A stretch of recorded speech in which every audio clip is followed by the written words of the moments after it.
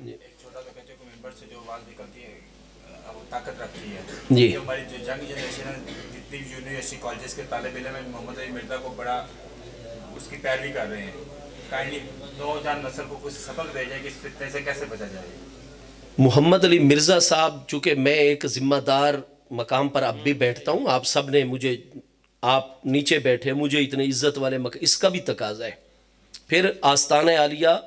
چشتیہ سیال شریف میں 8واں سال ہو گیا مجھے جمعے کے خطبے کی خدمت سے انجام دیتے ہوئے تو ایک ذمہ داری کا مظاہرہ لیکن اب میں اس کے کافی سارے بیانات سننے کے بعد تحقیقات دیکھنے کے بعد اس نتیجے پر ہوں. ایک سوال صرف حضور جی مرزا انجینئر علی کا ٹی وی کے اوپر آج کل نادر علی کا کوئی شو تھا اس کے اوپر ایک آ کے اس نے سوال کیا نماز کے حوالے سے جی جی تو انہوں نے سوال کے اندر جواب یہ دیا کہ آپ ہر نماز صرف فرض ادا کر لیں تو آپ کی وہ نماز قبول ہو جائے گی مطلب کہ بھئی ظہر کے اندر صرف 4 فرض پڑھ لیں تو ہاں جی ظہر قبول ہو جائے گی. جی جی وہ فرض ادا ہو گئے اللہ تعالیٰ قبول فرمانے والی ذات ہے. عشاء کے اندر وہ کہتے ہیں صرف 4 فرض پڑھ لیں 3 وتر نہ پڑھیں تو آپ کی عشاء بھی ہو جائے گی. ہاں اب دیکھیے بسم اللہ الرحمن الرحیم الحمدللہ رب العالمین والصلاة والسلام علی سیدنا و مولانا محمد خاتم النبیین وعلی آلہ و اصحابہ اجمعین. میرے انتہائی واجب القدر والاحترام اکابرین ملت حضرات علماء ذیشان معزز حاضرین کرام اللہ کریم جل شانہ کی خاص رحمت اس کی مہربانی اور فضل و کرم سے ہم سب حضرات آج کی اس بابرکت علمی روحانی نورانی محفل اقدس میں حاضر ہے. دعا ہے کہ رب کریم جل شانہ ہم سب کی یہ حاضری اپنی بارگاہ اقدس میں قبول و منظور فرمائے اور ہمارے شہر محبت شہر علم و فن شہر تہذیب و ثقافت ملتان شریف کے اس محلے اور کالونی کے ہمارے نوجوانان جنہوں نے ایک تنظیم بلبل باغ رضا علیہ رحمت کے عنوان سے قائم فرمائی ہوئی ہے اس کے زیر اہتمام آج کی یہ بابرکت شان اولیاء کرام محفل اقدس ہے. اللہ پاک ان تمام نوجوانوں کی کوشش و کاوش کو اپنی بارگاہ اقدس میں شرف قبولیت عطا فرمائے اور آج کی بابرکت محفل اقدس کے فیض و برکات جملہ منتظمین ہم سب حاضرین کو عطا فرمائے. یہ بیٹو ای کو بالکل ختم کر دیں ہر لفظ کی سمجھ آئے مہربانی. سب سے پہلے تو یہ یاد رکھیں کہ قرآن مجید فرقان حمید کے اندر احادیث صحیحہ کے اندر یہ بات بالکل واضح کر دی گئی ہے کہ اللہ کریم جل شانہ کے اہل ایمان بندوں میں بہت سارے بندے ایسے ہوتے ہیں جن کو ہمارا دین مبارک دین اسلام لفظ ولی کے ساتھ یاد کرتا ہے. قرآن پاک میں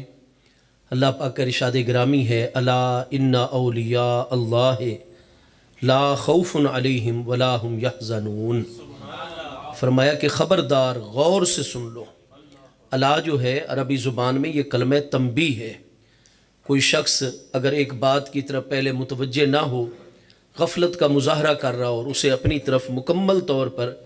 متوجہ کرنا ہو تو پھر کلام شروع کرنے سے پہلے عربی زبان میں الا کا لفظ بولا جاتا ہے. عرب لوگ بولتے ہیں جیسے ہم کسی کو نام لے کر متوجہ کرتے ہیں تو اس کو عربی زبان میں کلمہ تنبیہ کہا جاتا ہے. خواب غفلت سے بیدار کرنے کے لیے عربی زبان میں یہ لفظ وضع کیا گیا. قرآن پاک عربی اسلوب میں نازل ہوا ہے. 12ویں پارے سورہ یوسف شریف کے پہلے رکوع میں اللہ پاک کا ارشاد گرامی ہے انا انزلناہ قرآنا عربیہ لعلکم تعقلون. بے شک ہم نے اس قرآن کو عربی زبان میں نازل فرمایا اور عربی زبان میں نازل فرمانے کا مقصد یہ ہے تاکہ تم مجھ اللہ پاک کے کلام کو سمجھ سکو. تو عربی مبین میں اہل حجاز کے اسلوب بیان پر اللہ پاک نے قرآن مجید کو نازل فرمایا ہے. تو اللہ پاک متوجہ فرما رہا ہے اپنے تمام کے تمام اہل ایمان مرد و خواتین پیارے بندوں کو کہ غور سے سن لو خبردار انا اولیاء اللہ. تو پہلے کلمہ تنبیہ سے اس مضمون کو شروع فرمایا، الا خبردار، غور سے سنو۔ پھر آگے انا حرف مشبہ بالفعل ہے جو مضمون جملہ اسمیہ کی تحقیق کے لیے آتا ہے، اس لیے اردو میں جب اس کا ترجمہ کرتے ہیں، ٹرانسلیٹ کرتے ہیں، کنورٹ کرتے ہیں تو بے شک کے لفظ کے ساتھ الا انا، خبردار، غور سے سنو، اس بات میں کوئی شک اور شبہ ہی نہیں ہے کہ اولیاء اللہ ہے، جو اللہ کے اولیاء ہوتے ہیں، اللہ کے ولی ہوتے ہیں، لا خوف علیہم، ان پر کبھی بھی کسی قسم کا کوئی خوف نہیں ہوتا، ولا ہم یحزنون، اور نہ ہی وہ قیامت والے دن غمگین ہوں گے۔ تو یہ جو مبارک الفاظ آ رہے ہیں، لا انا اولیاء اللہ لا خوف علیہم ولا ہم یحزنون، تو اتنا تو بالکل ہر بندے کو سمجھ آ جاتی ہے کہ کوئی اللہ کے ولی ہوتے ہیں جن پر کسی قسم کا کوئی خوف نہیں ہے اور نہ ہی وہ آخرت میں غمگین اور پریشان ہوں گے۔ دوسرا قرآن پاک میں اللہ پاک کے ارشاد گرامی ہے، ان اولیاءہ الا المتقون، تو ان جو ہے یہاں یہ کلمہ نفی ہے، پہلے اللہ پاک نے نہیں کا لفظ، ان اولیاءہ، نہیں ہوتے اس اللہ کے اولیاء، الا المتقون، الا جو ہے کلمہ استثناء ہے جس کا اردو میں ہم ترجمہ کرتے ہیں مگر، تو فرمایا کہ نہیں ہوتے اللہ کے اولیاء مگر متقی لوگ ہی۔ تو یہ بھی عربی زبان کا قانون ہے، طریقہ ہے کہ پہلے ایک چیز کی نفی کی جائے، پھر الا یا اس کے اخوات کے ذریعے سے اسی مضمون کا ہی اس بات کر دیا جائے۔ تو جب بھی الا اور اس کے ہم معنی کلمات کے ذریعے سے استثناء کیا جائے گا نفی کے بعد تو یفید الحسر والکسر، حسر اور کسر کا فائدہ دیتا ہے۔ معنی کیا ہے؟ اللہ پاک فرماتا ہے اللہ کے ولی صرف اور صرف اس کے متقی بندے ہی ہوتے ہیں، کوئی گناہگار، فاسق، فاجر، نافرمان وہ کبھی بھی ولی نہیں ہو سکتا۔ یہ بات قرآن پاک نے ارشاد فرمائی، اور چونکہ قرآن پاک سے بڑی تو ہم اہل ایمان کے لیے کوئی دوسری دلیل ہے ہی نہیں۔ خود قرآن پاک سورہ مرسلات کی آیت نمبر 50 میں اللہ پاک کا ارشاد گرامی ہے، فَبِأَيِّ حَدِيثٍ بَعْدَهُ يُؤْمِنُونَ، اللہ پاک فرماتا ہے کہ جب میرے پیارے محبوب نبی علیہ السلام کے ذریعے سے قرآن مجید فرقان حمید عالم دنیا میں جلوہ گر ہو چکا ہے، بِأَيِّ حَدِيثٍ بَعْدَهُ يُؤْمِنُونَ، تو پھر اس قرآن کے آنے کے بعد پیچھے کون سی ایسی بات رہ گئی ہے جس پر لوگ ایمان لائیں گے؟ فرمایا قرآن پاک کی جلوہ گری کے بعد تو ایمان لانے کے لیے قرآن سے بڑی پیچھے کوئی بات رہ ہی نہیں جاتی۔ تو اس آیت کی سورہ مرسلات کی آیت نمبر 50 کی دو تفسیریں ہیں، ان میں سے ایک تفسیر میں عرض کر رہا ہوں۔ تو فرمایا کہ قرآن پاک کے آمد کے بعد قرآن سے بڑی پیچھے کوئی بات نہیں رہ جاتی ایمان لانے کے لیے، لہٰذا اس آیت کی یہ تفسیر بھی برحق ہے کہ اللہ پاک اپنے تمام کے تمام بندوں کو خطاب فرما کر واضح فرما رہے کہ اے میرے تمام کے تمام بندوں، چاہے تمہارا تعلق عالم انسانیت کے ساتھ ہے، چاہے تمہارا تعلق عالم جنات کے ساتھ ہے، تم تمام کے تمام جن و انس کی ہدایت اور رہنمائی کے لیے میں اللہ پاک نے جتنے بھی دلائل نازل فرمائے ہیں، ان تمام کے تمام دلائل میں سب سے بڑی دلیل مجھ اللہ پاک کی پیاری کتاب قرآن مجید فرقان حمید ہے۔ اس لیے ہماری جتنی بھی اصول فقہ کی کتابیں ہیں جو ہم نے اساتذہ کرام سے پڑھی، اصول الشاشی سب سے پہلے پڑھی، اس کے بعد ہم نے نور الانوار پڑھی، سلطان محی الدین اورنگزیب عالمگیر علیہ رحمت کے استاذ علامہ ملا جیون میرٹھی علیہ رحمت جو 1103 ہجری میں وصال فرما رہے ہیں، اب 1444 سنہ ہجری ہے، یعنی 341 سال ان کے وصال کو، اور چاندی میں 2 مرتبہ سلطان محی الدین اورنگزیب عالمگیر نے ان کو تلوا کر وہ چاندی صدقہ کی تھی۔ تو اتنی بڑی علمی ان کی کتاب ہمارے نصاب میں شامل ہے، ضخیم کتاب ہے اصول فقہ کے اوپر، نور الانوار، الحسامی، توضیح تلوی، آج تک جتنی معاون کتب پڑھ رہے ہیں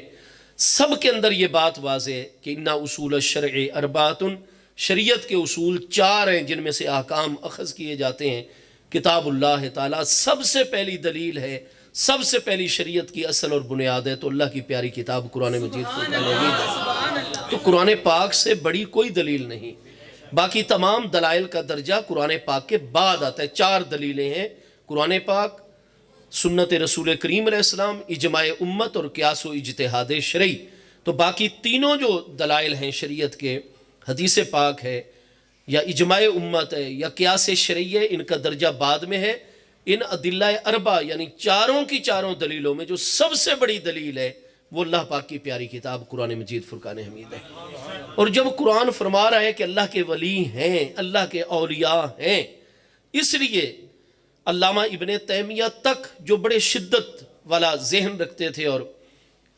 اولیاء کرام کے خلاف بھی بہت زیادہ انہوں نے جو ہے مواد فراہم کیا، بعد میں جتنے بھی آنے والے لوگ ہیں وہ انہی کی کتابوں میں سے ہی یہ آج کل جو ہے عجیب و غریب امت سے ہٹ کر باتیں کرتے ہیں۔ تو علامہ ابن تیمیہ کی ایک کتاب ہے الفرقان بین اولیاء الرحمن و شیطان، کہ رحمان کے اولیاء اور شیطان کے اولیاء کے درمیان فرق۔ تو اس میں وہ واضح فرماتے ہیں کہ جو شخص ولی کے وجود کو نہیں مانتا وہ کبھی مومن رہ ہی نہیں سکتا، کیونکہ اولیاء کی عظمت اور ان کا ذکر تو بار بار قرآن میں آ رہا ہے۔ اللہ اکبر یا رسول اللہ صلی اللہ علیہ وسلم۔ جی مناظر وغیرہ کوئی نہیں، طالب علم لوگ ہیں، اللہ آپ کو برکت عطا فرمائے۔ جی مہربانی برکت۔ اب گزارے یہ ہے کہ جیسے آج کل ہمارے کئی پیارے بچے یہ جو ولی کچھ نہیں ہوتے، وہ بھائی اللہ پاک قرآن پاک میں اس کا ذکر فرما رہا ہے، اور قرآن پاک سے بڑی کوئی دلیل نہیں، اس لیے کسی چیز کا انکار کرتے ہوئے جلدی کا مظاہرہ نہیں کرنا چاہیے، پہلے مکمل طور پر تحقیق کر لینی چاہیے، اور سنی سنائی باتوں پر کبھی بھی دھیان، کیونکہ یہ فتنوں کا دور ہے۔ آقا کریم علیہ السلام خاتم النبیین ہے، یہ امت سب سے آخری ترین امت ہے، شیطان کھلا دشمن ہے۔ آپ محبوب علیہ السلام کی ولادت مقدسہ 20 اپریل سن 570 عیسوی 12 ربیع الاول شریف عام الفیل، تو آپ آقا کریم علیہ السلام کی ولادت مقدسہ سے آدم علیہ السلام کا جو مبارک زمانہ ہے وہ اہل علم کی تحقیق کے مطابق 7,500 سال پہلے کا زمانہ ہے، لیکن آپ نبی پاک علیہ السلام کی تشریف آوری سے پہلے کے گزشتہ 7,500 سال کے دور میں بھی روئے زمین ساتوں بر اعظموں پر آپ انسانی آبادی دیکھ لیجئے کہ کتنی انسانی آبادی، اور نبی پاک علیہ السلام کی آمد کے بعد بھی دیکھ لیجئے کہ کتنی بڑی انسانی آبادی بڑھ رہی ہے، تیزی۔ آپ 8 ارب انسان اس وقت موجودہ طبقے میں موجودہ دور میں روئے زمین پر موجود ہیں، اور مسلسل آبادی بڑھ رہی ہے۔ شیطان نے اللہ تعالیٰ کے آگے قسم اٹھائی تھی فَبِعِزَّتِكَ لَأُغْوِيَنَّهُمْ أَجْمَعِينَ، کہ اللہ پاک جس آدم علیہ السلام کی تعظیم نہ کرنے کی وجہ سے، سجدہ تعظیمی اور ان کا ادب نہ کرنے کی وجہ سے تو نے میرے 9.25 لاکھ سال کی عبادت کو راندہ کر دیا اور ٹھکرا دیا،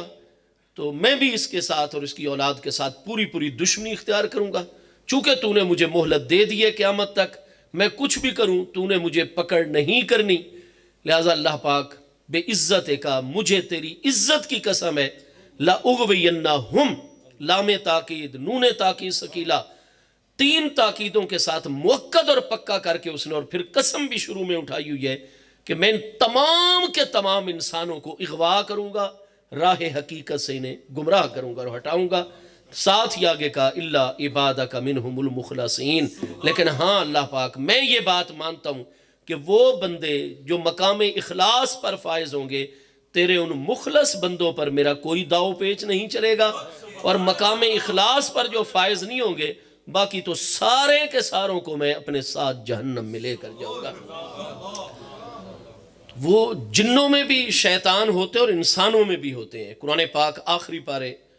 سورہ الناس جو ترتیب جمعی کے مطابق، ترتیب مصحفی کے مطابق آخری ترین صورت ہے، اس میں واضح موجود ہے خناس کا ذکر۔ اب خناس کون ہوتے ہیں؟ اللہ پاک فرماتا ہے الذی یوسوس فی صدور الناس، شیطانوں کی بہت ساری قسمیں، اور قرآن نے فرمایا کہ ایک قسم شیطانوں کی خناس ہے، اور خناس جو قسم ہے شیطانوں کی، فرمایا ان کا کام اور ڈیوٹی ابلیس نے یہی لگائی ہوئی ہے، یوسوس فی صدور الناس، وہ لوگوں کے دلوں میں وسوسے ڈالتے رہتے ہیں، اپنے عقیدوں کے بارے میں ان کو ڈبل مائنڈڈ کر دیں گے، متردد کر دیں گے، اسلام کے متعلق، دین توحید کے متعلق، رسالت کے متعلق، ہاں جی جو بھی ہمارے عقائد و نظریات ہیں، معمولات ہیں، الغرض وہ ہم سے یقین کی دولت جو ہے اور قطع کی دولت وہ چھیننا چاہتے ہیں، اور لوگوں کے دلوں میں مسلسل युवस्विसु फी सुदूर الناس, लोगों के दिलों में वसवसा अंदाजी करते रहते हैं। आगे फरमाया मिनल जिन्नत वन्नास, ईमान वालों खबरदार रहना, ये दिलों के अंदर वसवसे पैदा करने वाले शयातीन जो खन्नास होते हैं, ये जिन्नों में से भी होते हैं, इंसानों में से भी होते हैं। तो कई इंसान भी वो खन्नास होते हैं, कुरान फरमा रहा है, और वो वसवसे डालते रहते हैं जनाब अल्लाह पाक के बारे में, अंबियाई किराम अलैहिस्सलाम के मुतल्लिक, महबूब करीम अलैहिस्सलाम की नबूवत और रिसालत, आपकी शान ख़त्म नबूवत, आपकी अज़मत, आपके मोजज़ात, आपके खुदा दाद कमालात, हाँ जी, उनके बारे में वसवसे डालेंगे। हज़रात अहले बैत अतहार रिदवानुल्लाह ताला अलैहिम अजमईन की नूरानी हस्तियों के मुतल्लिक हमें वसवसों में डाल देंगे। जनाब हज़रात सहाबा किराम रिदवानुल्लाह ताला अलैहिम अजमईन की पाकीज़ा बारगाहों, हाँ जी, औलिया अल्लाह कामिलीन, जितने शायर दीनी हैं, तालीमात दीनी हैं, अल्लाह पाक फरमाता है वो सिर्फ इबलीस तो काना मिनल जिन्न, कुरान ने वो जिन्नों के कबीले में से है, तो सिर्फ शयातीन जिन्नों में नहीं होते, फरमाया मिनल जिन्नत वन्नास, इसलिए इंसानों की परख पैदा करो। तो बहरहाल शैतान और शैतान के नुमाइंदे क़यामत तक जो है उन्होंने ठेका ही यही उठाया हुआ है, अल्लाह की इज़्ज़त की कसम शैतान आज़म इबलीस में उठाई हुई है। तो वो रात दिन जो है तो इस तरीके से ये परेशान। तो भाई कुरान पाक में 26वें पारे सूरह हुजरात में अल्लाह पाक का इरशाद गिरामी, या अय्युहल्लज़ीना आमनू इन जाअकुम फासिकुम बिनबाइन फतबय्यनु, जब भी कोई फासिक को खबर लेकर आया करे पहले उसकी पूरी तहकीक और तफ्तीश कर लिया करो, उसके बाद आगे उसको बयान किया करो। अल्लाह अकबर, या रसूल अल्लाह सल्लल्लाहु अलैहि वसल्लम,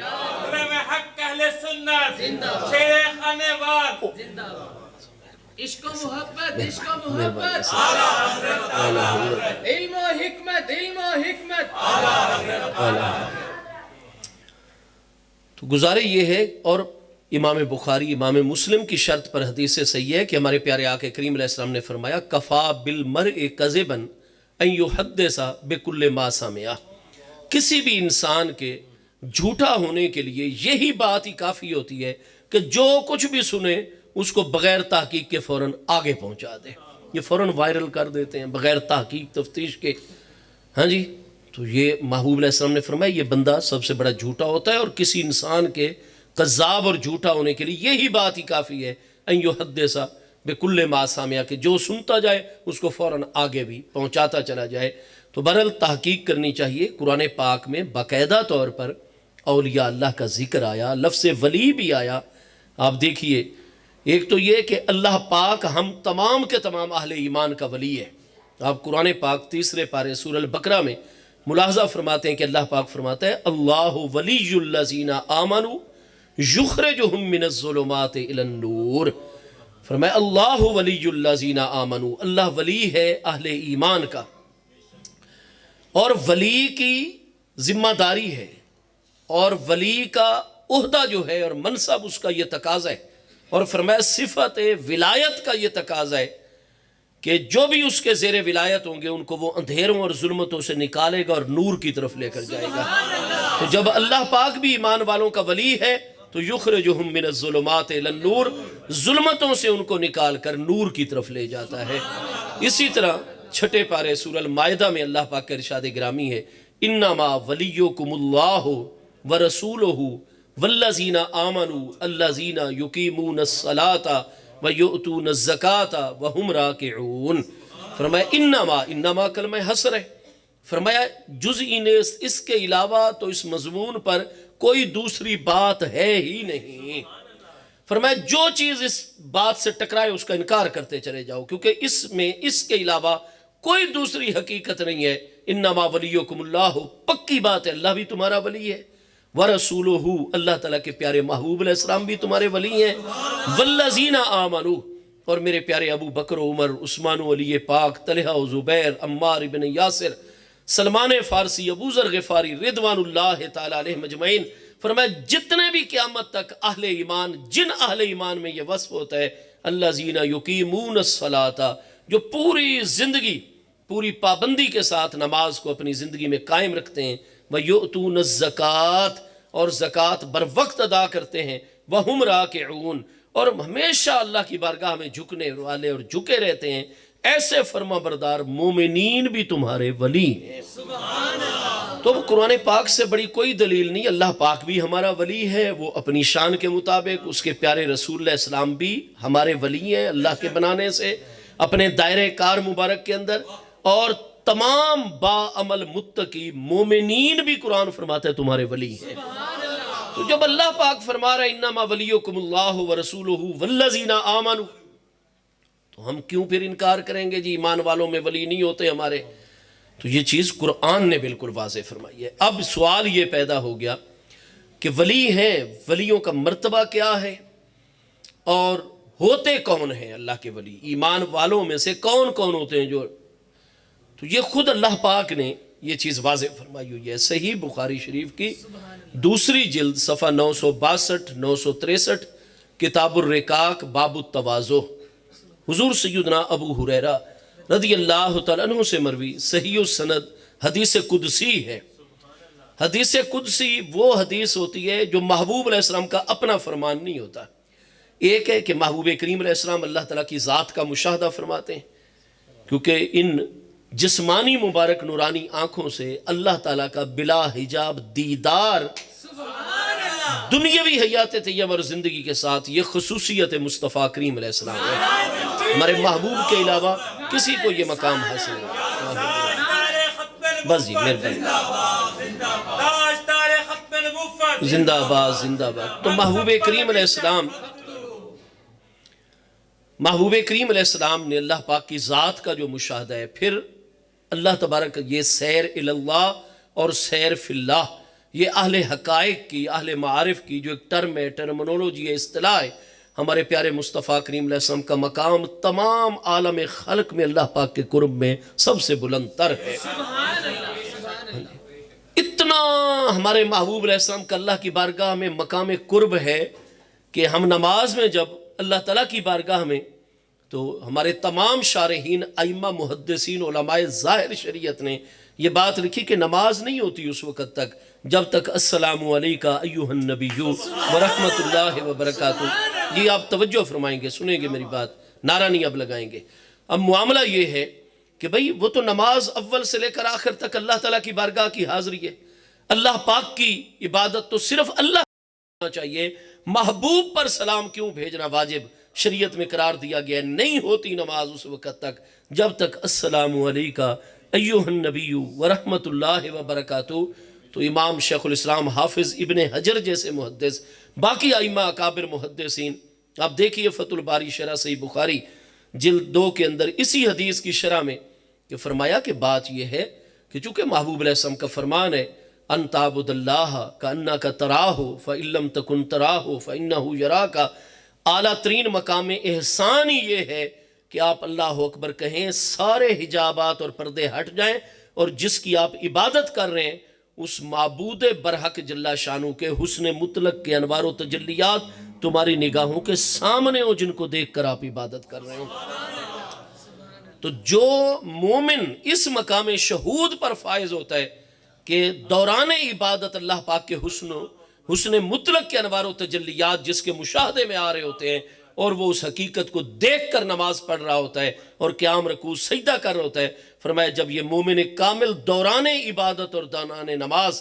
اس حریم ناز میں قدم رکھتا ہے نا اللہ کی بارگاہ میں، تو دیکھتے ہیں کہ فَإِذَنْ الْحَبِيبُ فِي حَرَمِ الْحَبِيبِ حَاضِرٌ، محبوب پہلے ہی اس مقام پر موجود اور جلوہ گر ہوتا ہے۔ تو اللہ پاک فرماتا ہے کہ میرے محبوب کو بھی سلام، خطاب کے صیغوں کے ساتھ، السلام علیکہ ایہا النبی ورحمت اللہ وبرکاتہ۔ فرمایا اس میرے محبوب کے ذریعے سے ہی تو میری بارگاہ کا تمہیں قرب حاصل ہوا، پہلے میرے حبیب کو سلام پیش کرو۔ تو الغرض ہمارے پیارے آقا کریم علیہ التحیات و تسلیم اللہ تعالیٰ کی ذات بابرکات کے متعلق، اللہ پاک کی مبارک صفات کے متعلق، اور تمام کائنات خلق کا مشاہدہ کر کے، ایک یہ کہ محبوب اپنی جانب سے وہ فرمان جاری کرتے ہیں، اور ایک ہوتا ہے کہ محبوب علیہ السلام پر جلی اور خفی وحی اترتی ہے۔ وحی الہی کی 2 قسمیں، وحی جلی قرآن پاک ہے، دوسری وحی خفی جو جبریل علیہ السلام کے واسطے کے بھی بغیر ہوتی ہے۔ تو ہمارے پیارے آقا کریم علیہ السلام سے براہ راست بھی اللہ پاک کلام فرماتا ہے۔ تو حدیث قدسی وہ حدیث ہوتی ہے کہ روایت محبوب علیہ السلام فرما رہے ہوتے ہیں لیکن فرمان وہ پیچھے اللہ پاک کا ہوتا ہے، اور براہ راست اللہ پاک نے اپنے محبوب علیہ السلام سے وہ کلام فرمایا ہوتا ہے۔ تو باقاعدہ اس پر مستقل حضرات محدثین اکرام کی کتابیں، آپ صرف بخاری شریف صرف مسلم شریف کو مد نظر رکھیں گے، صحیحین کی ان دو کتابوں میں آپ کو بہت بڑی تعداد احادیث قدسیہ کی، مثلاً بخاری شریف میں ایک دوسرے مقام پر ہے کہ اللہ پاک فرماتے ہیں میرے محبوب میرے بندوں تک یہ فرمان پہنچا دو، میری رحمت سے مایوس نہ ہوا کریں۔ ہاں جی، انا اندہ ظن عبد بی، میرا جو بندہ مجھ اللہ کے متعلق جیسا گمان رکھتا ہے میں اللہ ویسا ہی اس کے ساتھ کر دیتا ہوں۔ یہ بھی اللہ پاک کا فرمان ہے۔ اسی طریقے سے یہ بھی اللہ پاک کا فرمان گرامی ہے کہ سبقت رحمتی علی غضبی، کہ میرے بندے نافرمانی کرتے ہیں، ایسے ایسے معاملات کرتے ہیں کہ میری صفت غضب ان کی طرف متوجہ ہوتی ہے، لیکن سبقت رحمتی علی غضبی، پھر میری رحمت میری غضب پر سبقت لے جاتی ہے۔ تو اس طرح یہ جتنے بھی کہ محبوب فرماتے ہیں کہ ان اللہ تعالی یقولو، اللہ پاک بے شک ارشاد فرماتا ہے، قال علی اللہ تبارک و تعالی، اللہ پاک نے مجھے ارشاد فرمایا، یہ تمام احادیث قدسیہ ہوتی ہیں، فرمان اللہ پاک کا ہوتا ہے لیکن اس کو روایت اور آگے بیان محبوب کریم علیہ السلام فرما رہے ہوتے ہیں۔ تو جو میں عرض کرنے لگا ہوں بخاری شریف کی دوسری جلد صفحہ 962 963 کتاب الرقاق کے باب التواضع سے یہ بھی حدیث قدسی ہے کہ حضور سیدنا ابو ہریرہ رضی اللہ عنہ فرماتے ہیں کہ سمیت رسول اللہ صلی اللہ تعالیٰ علیہ وآلہ وصحبہ وبارک وسلم، میں نے اپنے کریم آقا علیہ السلام کو فرماتے ہوئے سنا کہ ان اللہ تعالیٰ یقولو، کہ محبوب علیہ السلام فرما رہے کہ بے شک اللہ پاک ارشاد فرماتا ہے من عادا لی ولیا فقد آذنتہ بالحرب وما تقرب الی عبدی بشیء احب الی مما افترضت علیہ ولا یزال عبدی یتقرب الی بالنوافل حتی احببتہ فاذا احببتہ کنت سمعہ الذی یسمع بہ وکنت بصرہ الذی یبصر بہ وکنت یدہ التی یبطش بہا وکنت رجلہ التی یمشی بہا لئن سالنی لأوتینہ ولئن استعاذنی لأعیذنہ، اور ما تردت فی شیئن وانا فاعلہ کترددی من نفس المومن ہوا یکرہ الموت وانا اکرہ مساءتہ۔ یہ پوری حدیث قدسی آپ کو اول سے آخر تک صحیح بخاری شریف میں، اور یہ مضمون حدیث قدسی 4 صحابہ کرام رضوان اللہ تعالیٰ علیہ مجمعین کی مبارک ذاتوں سے مروی ہو کر آیا ہے۔ سیدنا ابو ہریرہ سے بھی، حضور ام المومنین حضور سیدتنا و سیدت سادتنا حضور سیدہ ام المومنین عائشہ صدیقہ رضی اللہ تعالیٰ عنہ سے، حضور سیدنا عبداللہ ابن عباس رضی اللہ عنہ سے، حضور سیدنا ابو سعید خدری رضی اللہ تعالیٰ عنہ سے، تو 4 ہستیوں سے یہ مضمون، اگر آپ امام المحدثین امام ابو بکر عبد الرحمن جلال الدین سیوطی جو 911 ہجری میں وصال فرما رہے ہیں، ان کی الحاوی للفتاوی کی دوسری جلد میں ملاحظہ کریں گے تو ساری سندیں آپ کو ایک مقام کے اوپر جمع نظر آئیں گی۔ بڑے بڑے اکابر ہستیوں نے فرمایا یہ حدیث سندن متنن صحیح ہے۔ آپ تحفہ اثنا عشریہ شاہ عبد العزیز محدث دہلوی جو 1239 ہجری میں وصال فرما رہے ہیں، وہ بھی فرماتے ہیں کہ سند یہ حدیث صحیح ہے، اس حدیث کی سند بھی صحیح ہے، اس کا متن بھی صحیح ہے۔ ہر دور کے اکابر ائمہ اس کو بیان کرتے آ رہے ہیں، اور اس میں سے جو مسائل حاصل ہو رہے ہیں ان کا استنباط کر رہے ہیں اور امت کی رہنمائی کر رہے ہیں، اس کے مضمون پر ایمان رکھتے ہیں اور اس کو بیان کرتے ہیں۔ ہمارے پیارے آقا کریم علیہ السلام نے فرمایا کہ بے شک اللہ پاک ارشاد فرماتا ہے من عادا لی ولین فقد آذنتہ بالحرب، کہ جو شخص بھی، من جو ہے عربی زبان میں یہ کلمہ عموم ہے جس کی وضع عربی زبان میں ذوی العقول کے لیے عمومی طور پر، اللہ پاک فرماتے ہیں کوئی بھی ہو، جتنا بڑا وہ نمازی بن جائے، ایک لمحہ بھی اس کا عبادت سے خالی اور غفلت میں نہ گزرے، جتنا وہ روزے دار بن جائے، صائم الدہر ہو، قائم اللیل ہو، ہاں جی تمام احکام شرعی کو وقت پر ادا کرنے والا ہو، جتنی خدمت انسانیت الغرض ہر زہد و ورع اور تقوی اس کے اندر موجود ہو، ہر خیر اور نیکی اس کے اندر موجود ہو، لیکن آدھا لی ولین صرف ایک خرابی اس میں پیدا ہو جائے کہ میرے کسی بھی ولی سے اگر عداوت یا دشمنی کا مظاہرہ کرنے لگ جائے، میرے کسی بھی ولی کا مخالف ہو جائے، آذنت بالحرب، میں اس کی کوئی نماز، روزہ، حج، زکوٰۃ، جہاد، قربانی، خدمت دین، خدمت انسانیت قبول نہیں کروں گا، بلکہ آذنت بالحرب، میں اس کے ساتھ اعلان جنگ فرما دیتا ہوں۔ یہ اللہ پاک کا فرمان گرامی ہے۔ آج تو ہم کہتے ہیں کہ ولیوں کا تو وجود ہی کوئی نہیں ہے، یہ کیا جناب، یہ تو شرک کی طرف چیزیں لے کر اب امت چل پڑی ہے، ولی تو ہوتے ہی کوئی نہیں ہے۔ او بھائی ولیوں کا اتنا بڑا اللہ پاک کی، یہ بخاری شریف جس سے آپ احادیث نکال کر کبھی رفع یدین پر آپ مناظروں کے لیے میدان گرم کیے ہوتے ہیں امت میں، کبھی اونچی آمین، کبھی امام کے پیچھے فاتحہ پڑھنی ہے یا نہیں پڑھنی، باقی مسئلوں کے لیے بخاری شریف کی یہ سارا کوئی یاد ہے۔ تو یہ بنی اسرائیل کے علماء کا طریقہ نہیں ہونا چاہیے۔ افتؤمنون ببعض الکتاب وتکفرون ببعض، اللہ پاک کا فرمان ہے سورہ البقرہ میں، کیا ہو گیا تمہیں یہود اور نصارہ کے علماء، افتؤمنون ببعض الکتاب، تم کتاب اللہ کے بعض حصے پر ایمان رکھتے ہو، وتکفرون ببعض، اور بعض دوسرے حصے کا انکار کر دیتے ہو، فما جزاء من يفعل ذلك منكم الا خزي في الحیاۃ الدنیا ویوم القیامۃ یردون الی اشد العذاب۔ ارشاد فرمایا کہ جو بھی ایسا کرے گا تم میں سے کہ کتاب اللہ کے کچھ حصے پر ایمان رکھے، کچھ کا انکار کر دے، توجہ ہی نہ کرے ادھر، اس کو پڑھ کے بھی سنایا جائے تو پھر بھی کوئی توجہ نہ کرے اور ایک کان سے سنے دوسرے سے نکال دے، ہاں جی، تو اللہ پاک نے ارشاد فرمایا ایسے بندوں کی جزا اور بدلہ کیا ہے، الا خزی فی الحیاۃ الدنیا، اس وقت تک ان کی موت نہیں آئے گی جب تک ذلت اور رسوائی کا شکار نہیں ہو جائیں گے۔ دنیا میں ذلت اور رسوائی، یوم القیامت یردون الی اشد العذاب، تو اشد و اشدد ہے اصل میں، اور یہ افعالوں کے وزن پر سپرلیٹو ڈگری ہے، شدت سے،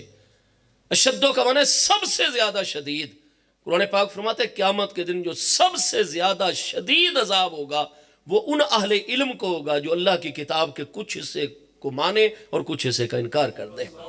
کل من عند اللہ، محبوب فرما دیجئے یہ تمام کے تمام احکام اللہ کی جانب سے ہیں۔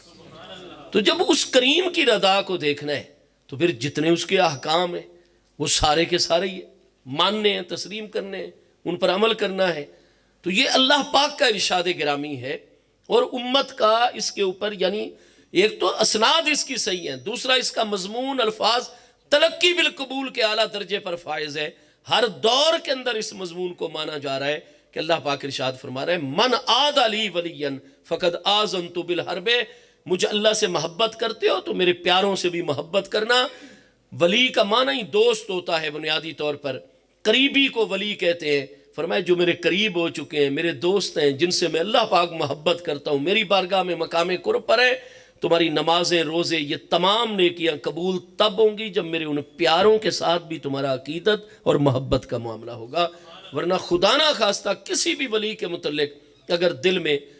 عداوت آ جائے، آذنتو بالحرب، میں اللہ پاک اس کو حالت جنگ میں آ جاتا ہوں، اعلان جنگ کر دیتا ہوں اس کے ساتھ۔ یہ میرے ولی کا دشمن نہیں، میرا دشمن ہے۔ اللہ اکبر، نعرہ رسالت، نعرہ تحقیق، نعرہ حیدری، یا الہ۔ تو بھئی گزارے یہ ہے کہ آپ، یہ ہم بندوں کا ایک معاملہ ہے، ہاں جی، کہ اگر خدا نہ خواستہ کوئی آپس میں کوئی ٹینشن کریٹ ہو جاتی ہے، کوئی آپس میں مخالفت، تو کیا فوری طور پر کلاشنکوف پر ہی نوبت پہنچ جاتی ہے، اعلان جنگ ہو جاتا ہے؟ نہیں، اگر کسی کے ساتھ کوئی ایسا ہو جائے تو سب سے پہلے تعلق منقطع کر دیا جاتا ہے، رابطہ ختم کر دیا جاتا ہے، منہ پھیر لیا جاتا ہے، اعراض برتا جاتا ہے، منہ موڑ لیتے ہیں، ٹھیک ہے جی، آپس میں آنا جانا بند کر دیتے ہیں۔ تو یوں بھی تو فرمایا جا سکتا تھا کہ میرے ولی سے جو بھی عداوت کا مظاہرہ کرے گا تو اورد عنہ، میں اسے اعراض برتوں گا، میں اسے رخ رحمت پھیر لوں گا، توجہ رحمت ہٹا دوں گا، ہاں جی، یا اس کے لیے فلاں معاملہ ہوگا، فلاں گناہ لکھا جائے گا، میں ناراض ہو جاؤں گا۔ او بھائی دشمنی کا یہ جنگ تو آخری ترین فارم اور آخری ترین مرحلہ ہوا کرتا ہے۔ درمیان میں جنگ سے آپ کی جناب انڈیا ہمارا دشمن ہے،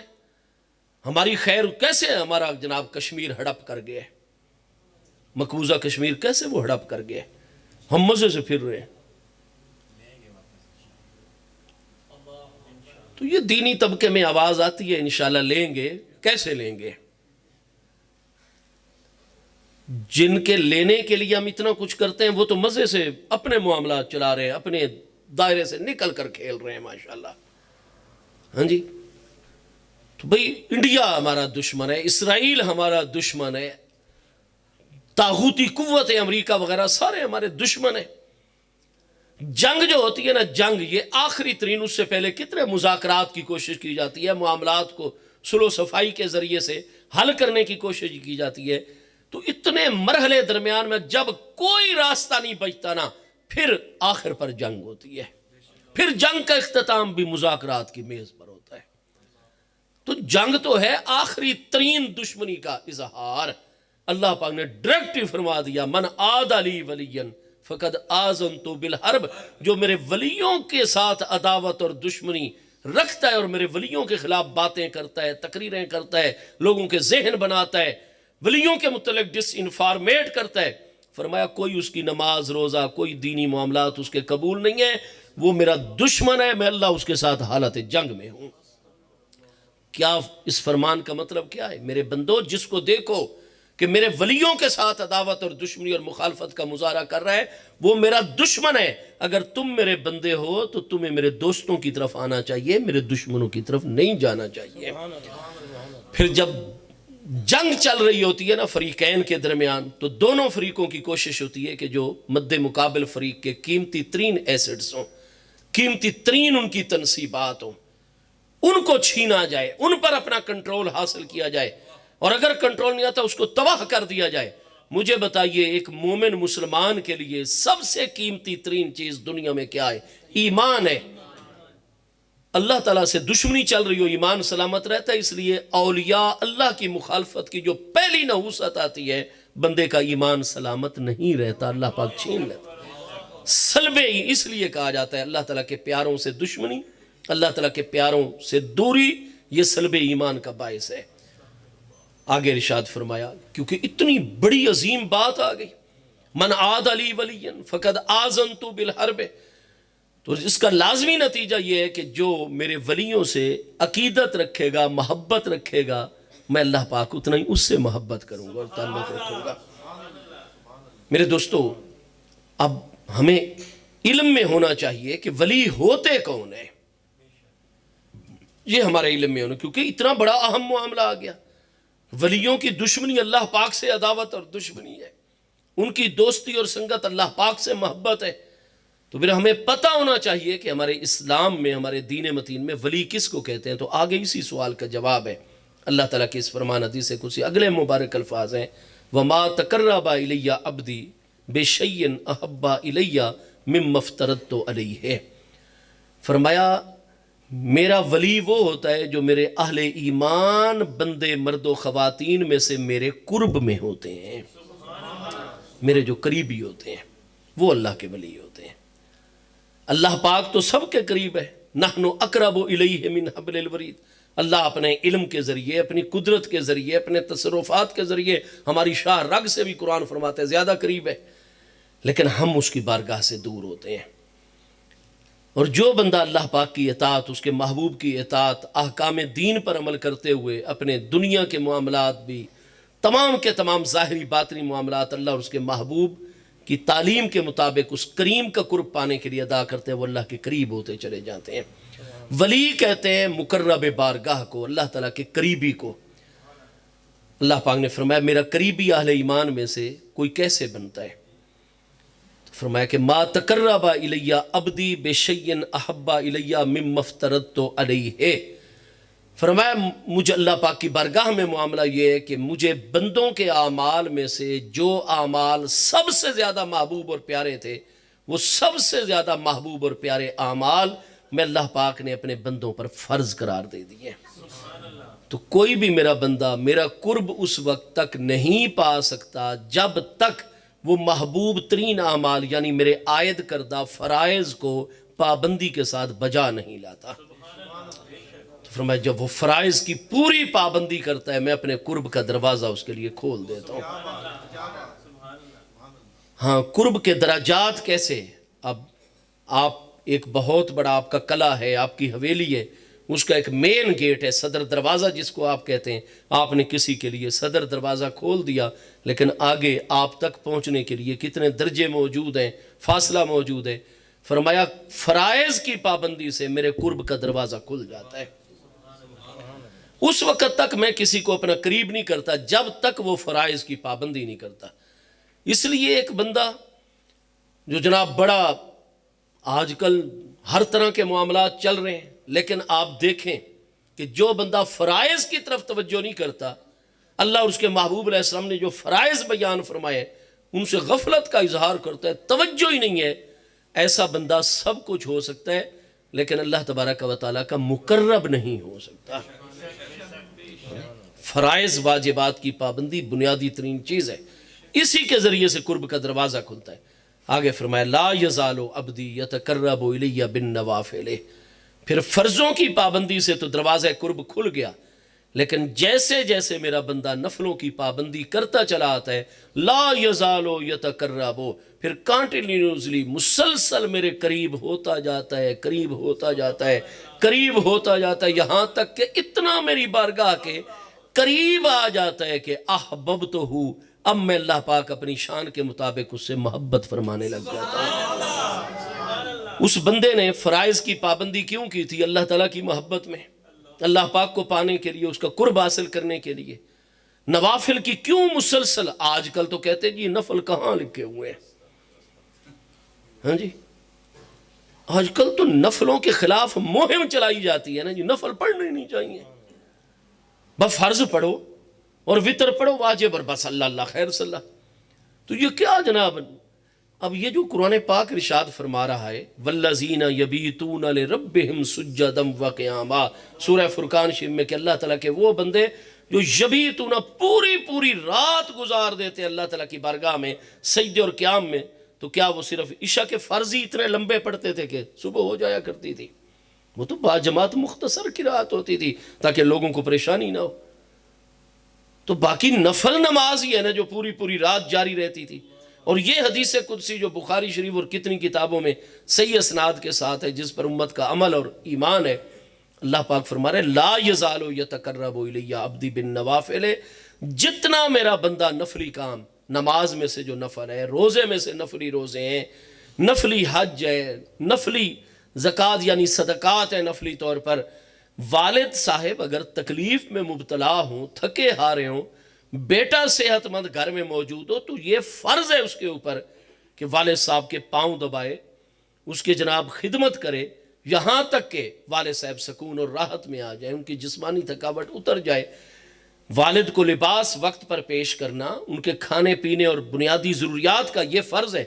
لیکن یہ چیزیں ساری باہم موجود ہوں، والد صاحب تھکے ہوئے بھی نہ ہو، پھر بھی آپ ان کے پاؤں دبانے لگ جائیں، ہاتھ دبانے لگ جائیں، جسم دبانے، تاکہ اور زیادہ ان کو سکون رات۔ یہ اب نفلی معاملہ ہے،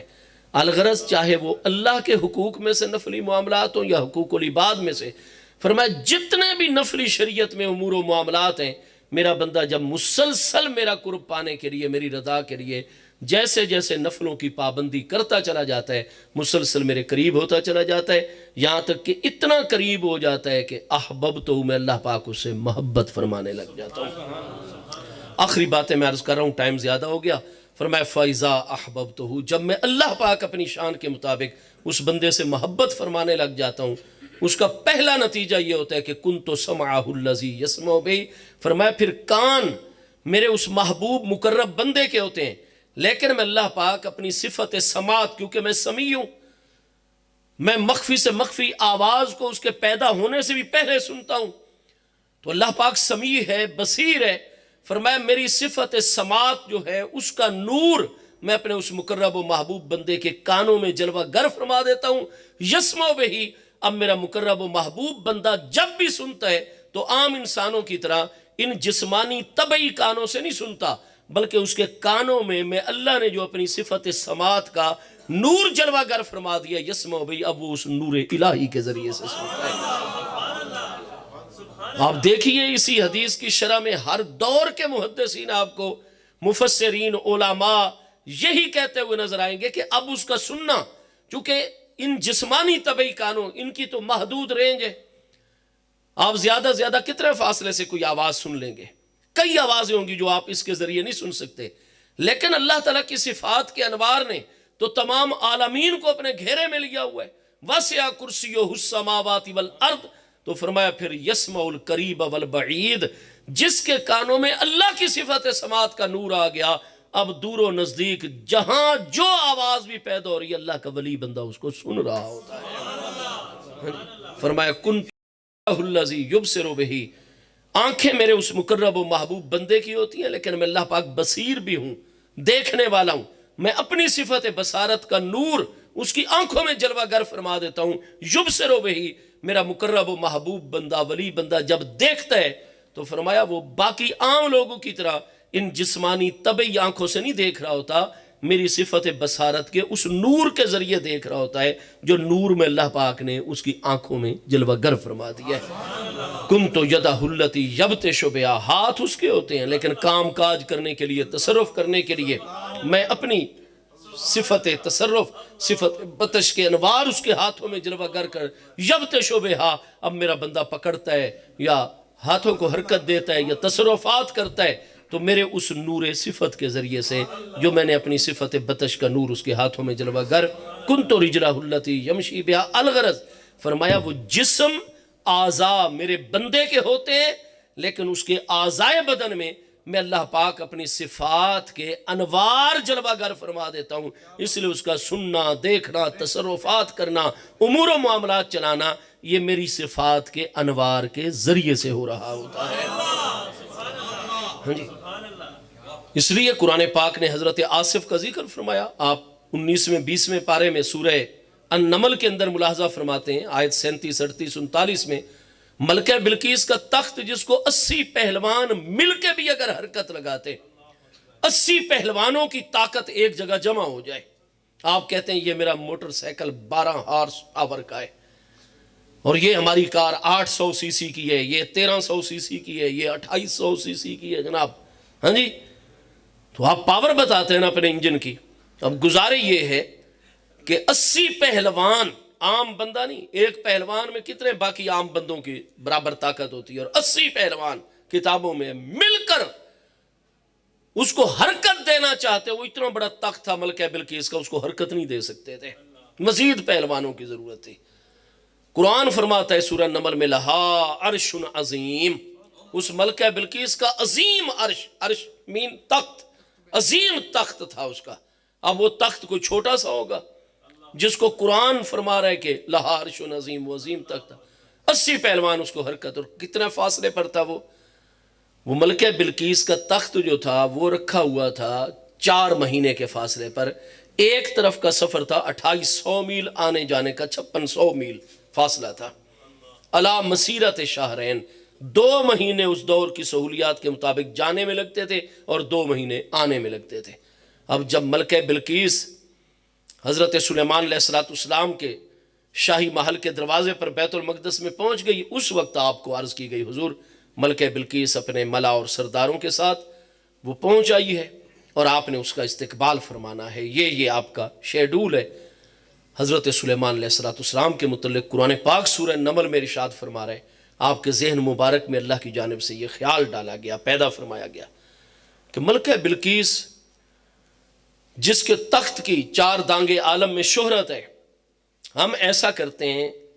کہ تخت کو اس کے آنے سے پہلے ادھر موجود کر دیتے ہیں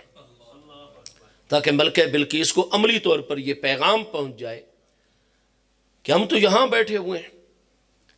وہ تمہارا تخت اگر ہم پلک جھپکنے سے پہلے یہاں موجود کر سکتے ہیں تو تم جو سورج کی پوجا کرتے ہو، یعبدون الشمس ان کے متعلق قرآن پاک میں،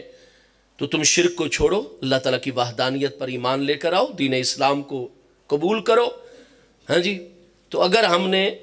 تخت کو یہاں سے منگوا لیا ہے پلک جھپکنے سے پہلے اتنے فاصلے سے، تمہارے اتنے عظیم تخت کو، تو اگر ہماری فوجیں متوجہ ہو گئیں تو تمہاری فوجیں ہمارا راستہ نہیں روک سکیں گی۔ دوسرا جہاں حق کا پیغام دینا مقصود تھا، وہاں اپنے اہل دربار پر ملکہ بلقیس کی ذہنی صلاحیتیں کہ وہ اپنے تخت کو پہچانتی ہے، کیا اظہار خیال کرتی ہے، یہ بہت سارے مقاصد کتابوں میں ان آیات کے تحت لکھے ہوئے ہیں کہ بہت سارے مقاصد تھے، اسباب تھے جن کے باعث حضرت سلیمان علیہ السلام کا ارادہ ہوا کہ ملکہ بلقیس کا تخت ابھی یہیں ہونا چاہیے۔ قرآن پاک فرماتا ہے کہ سلیمان علیہ السلام نے فرمایا ایھا الملؤ، اے میرے اہل دربار، میرے وزراء، میرے سرداروں، میری قوم کے سرداروں،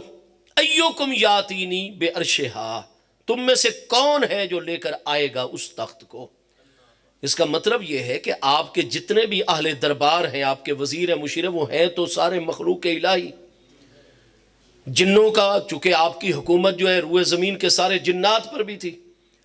تو وزارت جن کا جو وزیر تھا عفریت، جنوں تک سارے احکام اس عفریت جن کے ذریعے سے پہنچائے جاتے تھے، وہ بھی اپنی کرسی پر موجود ہے، وزارت کی کرسی پر۔ تو باقی انسان ہیں یا جنات ہیں، جن ہوں یا انسان ہیں تو اللہ کی مخلوق۔ اب تخت رکھا ہوا ہے 5600 میل کے فاصلے پر، 4 مہینے کے فاصلے پر، 80 پہلوان مل کے حرکت نہیں دے سکتے، لیکن سلیمان علیہ السلام فرماتے ہیں ایکم یاتینی بے عرشہا، تم میں سے کون ہے جو اس کو تخت کو لے کر آئے قبل ان یاتونی مسلمین، ان کے فرما بردار ہو کر پہنچنے سے پہلے پہلے۔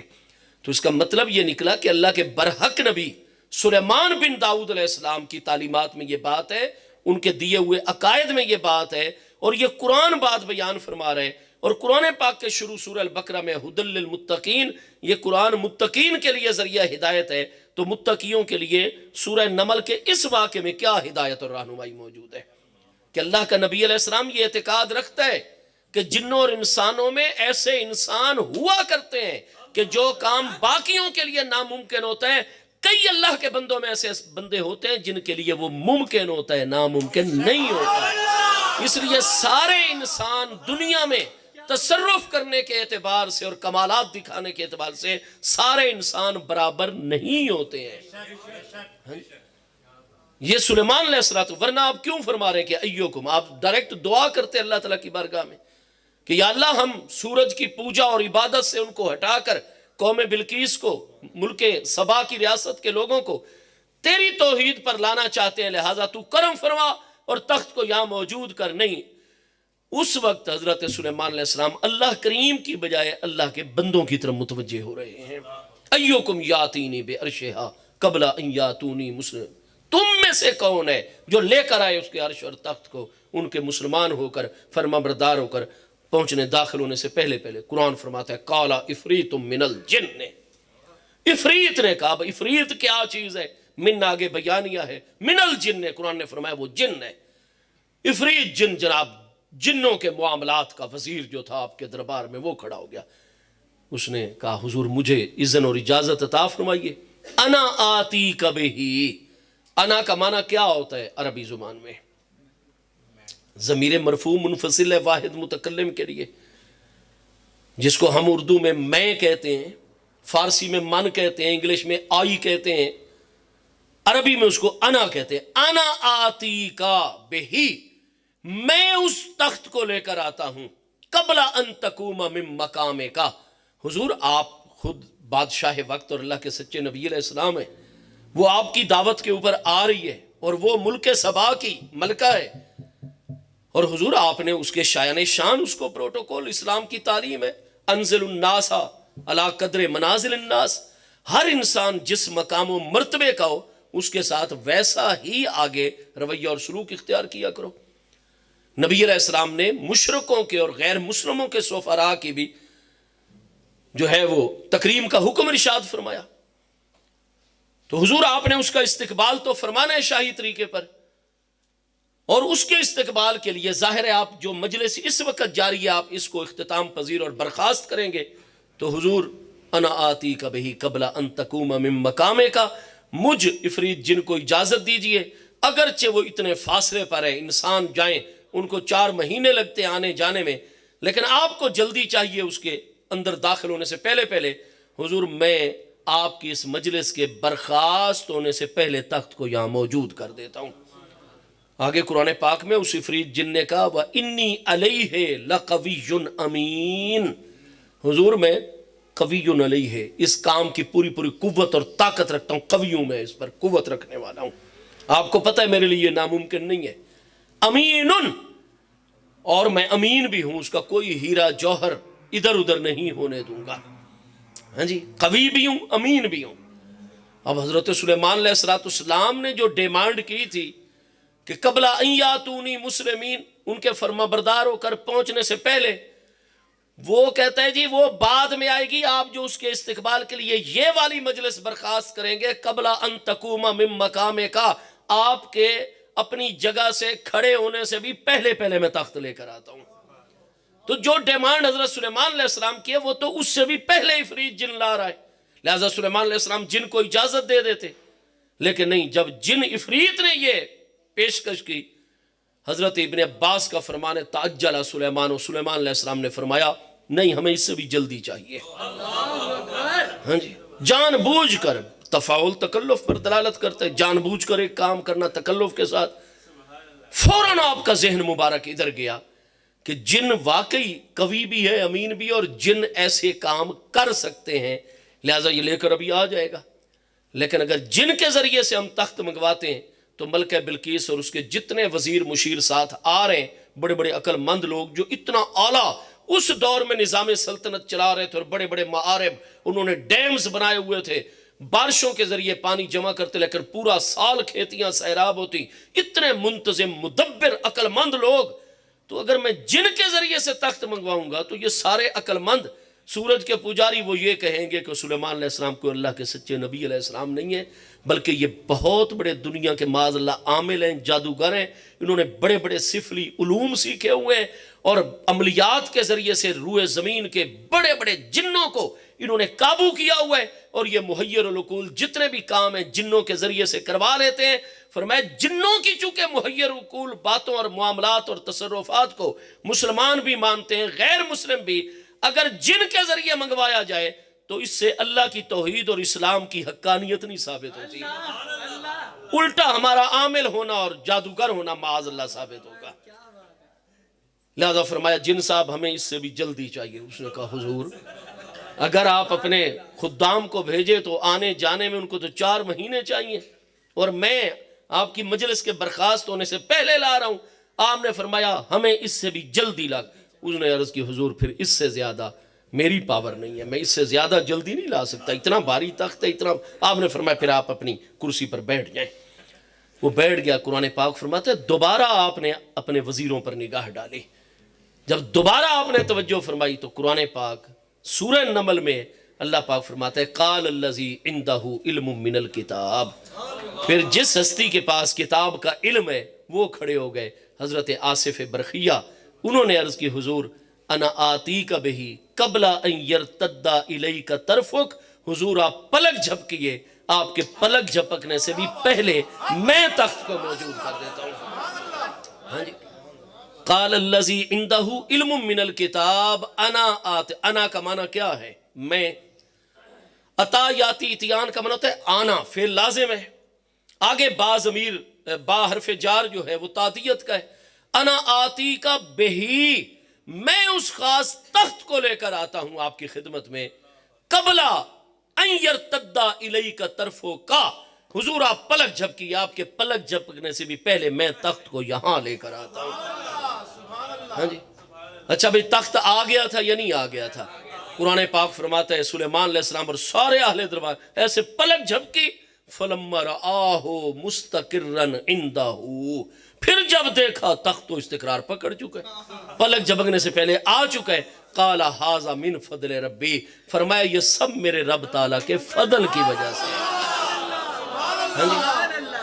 हाजा मिन फदल रब्बी, ये सारे का सारा मामला मेरे रब ताला के फदल की वजह से है। हम भी हर मुसलमान या आम बंदों के मुतल्लिक ये अकीदा नहीं रखते हैं। हम भी इतने तसर्रुफात का दुनिया में तकवीनी मामलात के अंदर अकीदा रखते हैं उन्हीं हस्तियों के मुतल्लिक जिन पर अल्लाह का फजल हो चुका होता है। अलगरज अब हजरत आसिफ के अल्फाज क्या हैं? अना आती का भी, मैं लेकर आता हूं उस तख्त को आपकी खिदमत में। कबला यरतद्दा इलैका तरफो का, एक होता है इर्तिदाद तरफ, पलक का झपकना, اور ایک ہوتا ہے سدے طرف، پلک کا بند کر دینا۔ قرآن پاک میں یہ نہیں ہے کہ قبلہ ان تسدا الیک طرفک، آپ اپنے پلک کو بند کر کے کھولیں گے تو تخت موجود ہوگا۔ سدے طرف کی بات نہیں ہے، ارتد یرتد ارتدادن، ہاں جی، ارتداد پلک کا۔ اب ارتداد طرف کیا ہوتا ہے اور سدے طرف کیا ہوتا ہے؟ پلک کا محض جھپکنا کیا ہے اور پلکوں کا بند کرنا کیا ہے؟ اگر تو دونوں پلکیں آپس میں مل کر، دونوں پلکیں آپس میں مل کر اتنی دیر کے لیے جڑی رہ جائیں کہ سامنے کا منظر نگاہوں سے غائب ہو جائے، تو یہ سدے طرف ہوتا ہے، پلک کا بند کرنا ہوتا ہے، آنکھ کا بند کرنا ہوتا ہے۔ ارتداد طرف یہ ہوتا ہے کہ دونوں پلکیں آپس میں ملنے کے بعد اتنی تیزی سے فوراً جدا ہو جائیں کہ سامنے کا منظر بھی غائب نہ ہو۔ یہ ہوتا ہے پلک کا جھپکنا۔ کتنے باریک باریک کام کرنے والے کام بھی کرتے رہتے ہیں، پلکیں بھی جھپکتے رہتے ہیں، کوئی چیز ادھر ادھر نہیں ہوتی۔ تو دونوں پلکیں مل کر، یعنی جب ملیں تو ملنے کے بعد اتنی تیزی سے جدا ہو جائیں کہ سامنے کا منظر بھی غائب نہ ہو، اس کو ارتداد طرف اور پلک کا جھپکنا اصطلاح میں کہا جاتا ہے۔ ٹھیک ہے جی، یہ ہمارے سوئی گھڑی کے اندر 3 سوئیں جو گھنٹے کو بھی ظاہر کرتی ہے، منٹ کو بھی، سیکنڈ کو بھی۔ یہ سیکنڈ والی جو سب سے باریک سوئی ہے، یہ اچھل کر اگلے درجے پر پہنچتی ہے تو 1 سیکنڈ گزرتا ہے، منٹ کا 60واں حصہ۔ آپ ان کو ٹیلی کریں اور تقابل کریں، اس کے اگلے درجے پر اچھل کر پہنچنے سے پہلے آپ اپنی پلک جھپک کر فارغ ہو جاتے ہیں، سیکنڈ بھی نہیں لگتا۔ تو حضرت آصف نے یہ فرمایا تھا کہ بعد ان تسد الیک طرفک، بعد ان یرتد الیک طرفک، کہ آپ پلک جھپک کے فارغ ہوں گے تو تخت موجود ہوگا۔ بعد کی بات نہیں ہے وہاں، نہ یہ لتساوی کے پلک جھپکنے میں جتنی دیر لگتی ہے اس کے برابر برابر تخت کے لے کر، نہ برابری کی بات ہے، نہ پلک جھپکنے کے بعد کی بات ہے۔ قرآن پاک میں لفظ ہے قبل ان یرتدا، پلک جھپکنے سے بھی پہلے، اور پلک جھپکنے پر کتنے سیکنڈ لگتے ہیں؟ 1 سیکنڈ بھی نہیں لگتا۔ ہاں جی، اب مجھے بتائیے تخت آیا تھا یا نہیں آیا تھا؟ قرآن تو فرماتا ہے فَلَمَّا رَآهُ مُسْتَقِرًّا عِنْدَهُ، پھر جب دیکھا کہ تخت تو استقرار پکڑ چکے ہیں، قَالَ هَذَا مِنْ فَضْلِ رَبِّي، فرمایا یہ رب کے فضل کی وجہ سے، وہ جس بندے پر فرمائے، ہمارے آصف اللہ کے فضل یافتہ بندے۔ ہاں جی، اب بھائی پلک جھپکنے سے بھی پہلے وجہ کیا ہے؟ اب مجھے بتائیے بھائی، ملک سبا کی طرف سب سے پہلے تو گیا ہی ہدہد پرندہ تھا، قرآن پاک میں موجود ہے لم تحط بہ خبرا، کیونکہ وہ جناب چھٹی کی درخواست جمع کرائے بغیر اور چھٹی لیے بغیر جو ہے کتنے دنوں کے لیے غائب ہو گیا تھا ہدہد پرندہ۔ اب جتنے بھی وہ پرندے تھے، چونکہ ان کے معاملات تو اس ہدہد کے ذریعے سے چلائے جاتے تھے اور وہی غیر حاضر ہو گیا، تو یہ کوئی ہمارا تو موجودہ نظام نہیں تھا کہ چلو جی وزیر چلا گیا اتنے دن پوچھا ہی نہیں ہے کدھر آ رہے ہو یا نہیں آ رہے ہو یا کیا تمہارے چیک اینڈ بیلنس ختم ہو گیا۔ جس کی جتنی دل، پتہ نہیں تم میں بھی کوئی دکاندار نہ بیٹھے ہوا اپنی مرضی سے ریٹ لگائے، وہ پہلے بڑا نظام ہوتا تھا میجسٹریسی کا، اب پتہ نہیں ہم غریبوں کے لیے کدھر چلا گیا، کوئی پوچھنے والا نہیں رہ گیا۔ حضرت سلیمان علیہ السلام اتنے مینیج کرتے تھے پوری روئے زمین کے معاملات کو، معاملہ ٹائٹ کر کے رکھتے تھے۔ ایک دن ملاحظہ فرمایا، 2 دن جب مسلسل اس کی آپ نے دربار میں قرآن پاک سورہ نمل میں اعلان فرما دیا، آپ نے فرمایا یہ جو ہدہد پرندوں کا وزیر غائب ہے نا اتنے دنوں سے، یہ جب آئے گا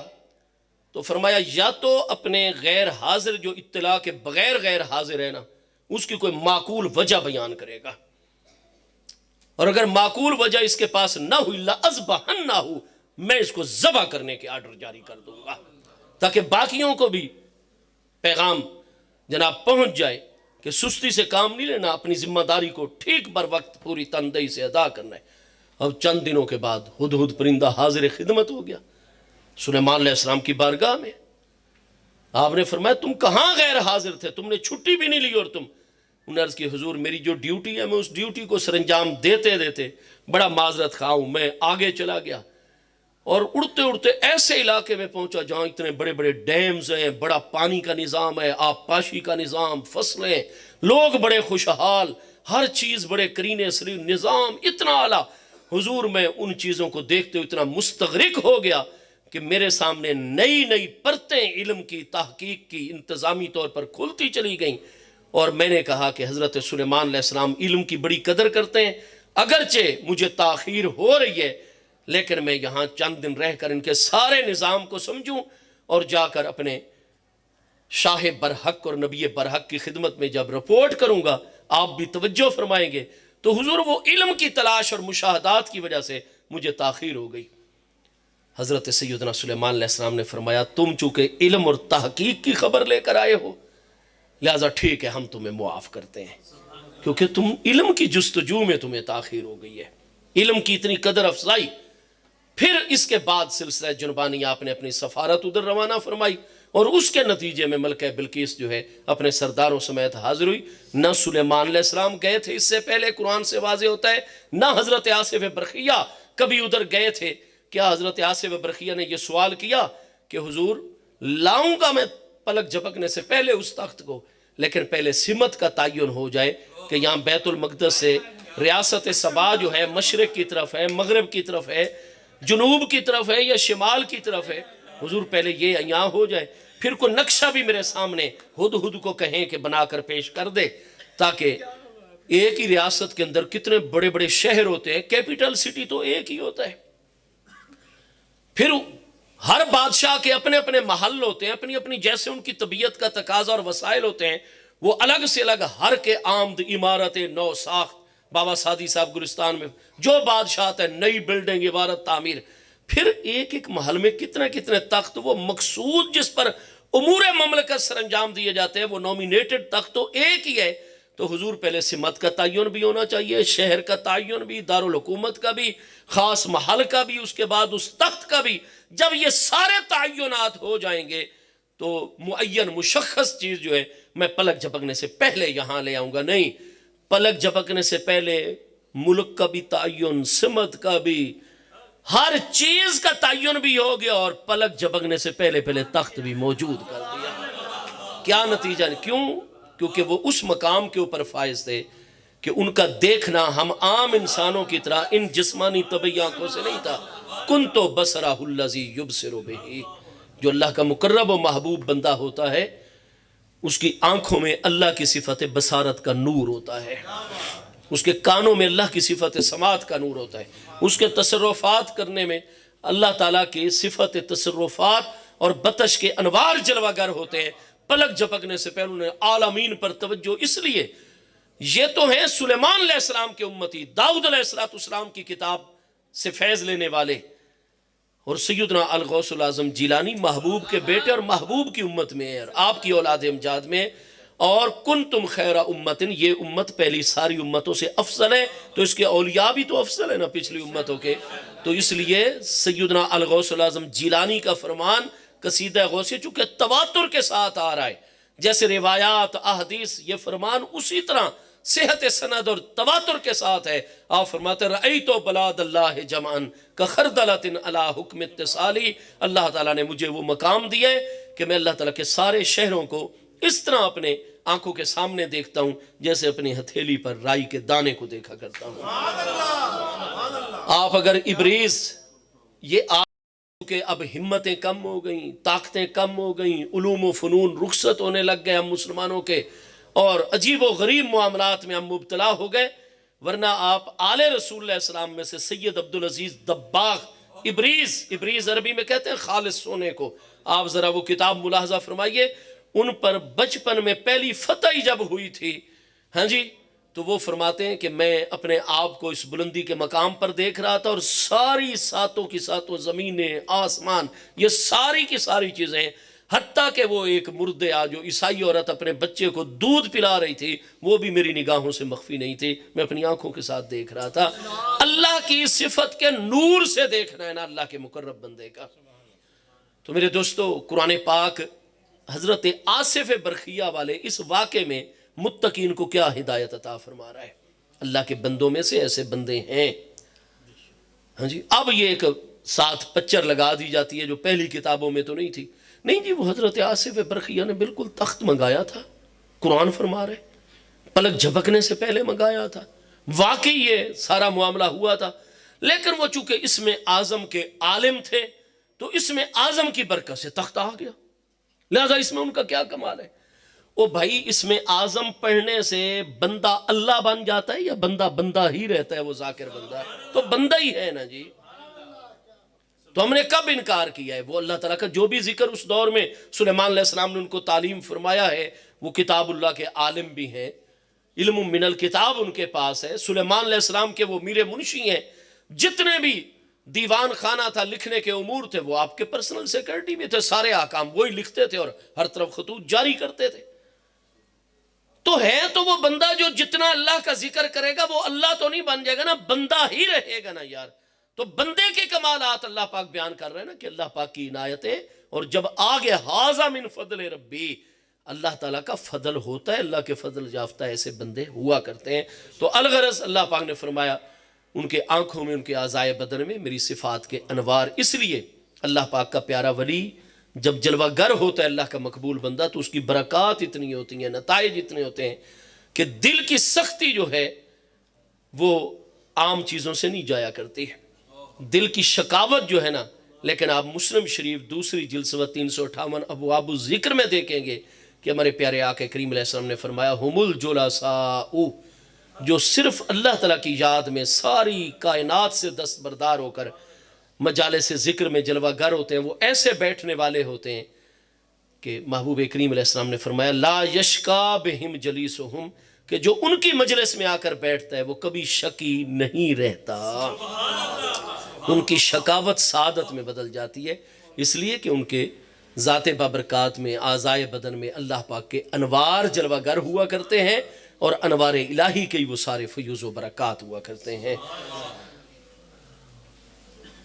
میں نے جتنی گفتگو عرض کی ہے، اگر کسی میرے بھائی کا سوال ہے، اس کے ٹائم چونکہ بہت زیادہ ہو گیا، اس لیے میں یہیں اپنی بات کو روک رہا ہوں، پھر کبھی موقع ہوگا انشاءاللہ۔ آج آپ نے بیان بڑا لیٹ شروع کروایا ہے،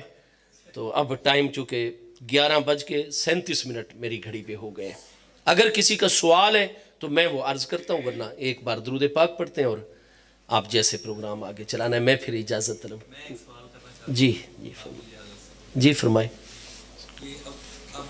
مارکیٹ میں اور ایون نیٹ پہ بھی تمام احادیث کی کتب کے تراجم چھپ چکے ہیں، اردو جی کے بھی نالج میں ہوگا، ایون شروحات کے بھی تراجم چھپ چکے ہیں، جی جی بالکل، پوری لائبریریاں جو ہیں وہ آ چکی ہیں، اویلیبل ہیں، اور وہ بھی اردو میں، جی اس لیے ہر ایک کی ایکسیس پہ۔ اب ہوتا یوں ہے کہ میں نے ایک حدیث شریف پڑھی، جی ہاں اب میں کنفیوز ہو گئی، جی ہاں ایک میں خاص رفع یدین کی نہیں بات کر رہا، میں نے بخاری شریف میں رفع یدین کی حدیث پڑھی، جی میں کنفیوز ہو گیا۔ ہاں جی اسی طرح دیگر مسائل جتنے بھی ہیں، جی عموماً اہل سنت برادران بھی ایک حدیث پڑھتے ہیں جو ان کو اپنے عقیدے اور اعمال سے ٹکراتی نظر آتی ہے، تو وہ کنفیوژن کا شکار ہو جاتے ہیں، جی تو وہ ہر حدیث کو یہی فرق سمجھتے ہیں کہ یہی سرکار کا صحیح اور آخری فرمان ہے۔ اس کے بارے میں ہمارا اہل سنت کے علماء کا کیا موقف ہے؟ ہمارے پیارے آقا کریم علیہ السلام، آج جیسے ہم کوئی بھی ایک مقصد چلاتے ہیں تو اس پر پورا ایک لٹریچر پہلے سے مرتب کر دیتے ہیں اور اس کو شائع کر کے تو وہی تقسیم لگا بندہ، اسلام کا معاملہ اس طریقے سے نہیں ہے۔ ہمارے پیارے آقا کریم علیہ السلام نے جو 22 سال اور کچھ مہینے تبلیغ فرمائی ہے، دعوت کا سلسلہ کیا ہے، تو اس میں یہ ہے کہ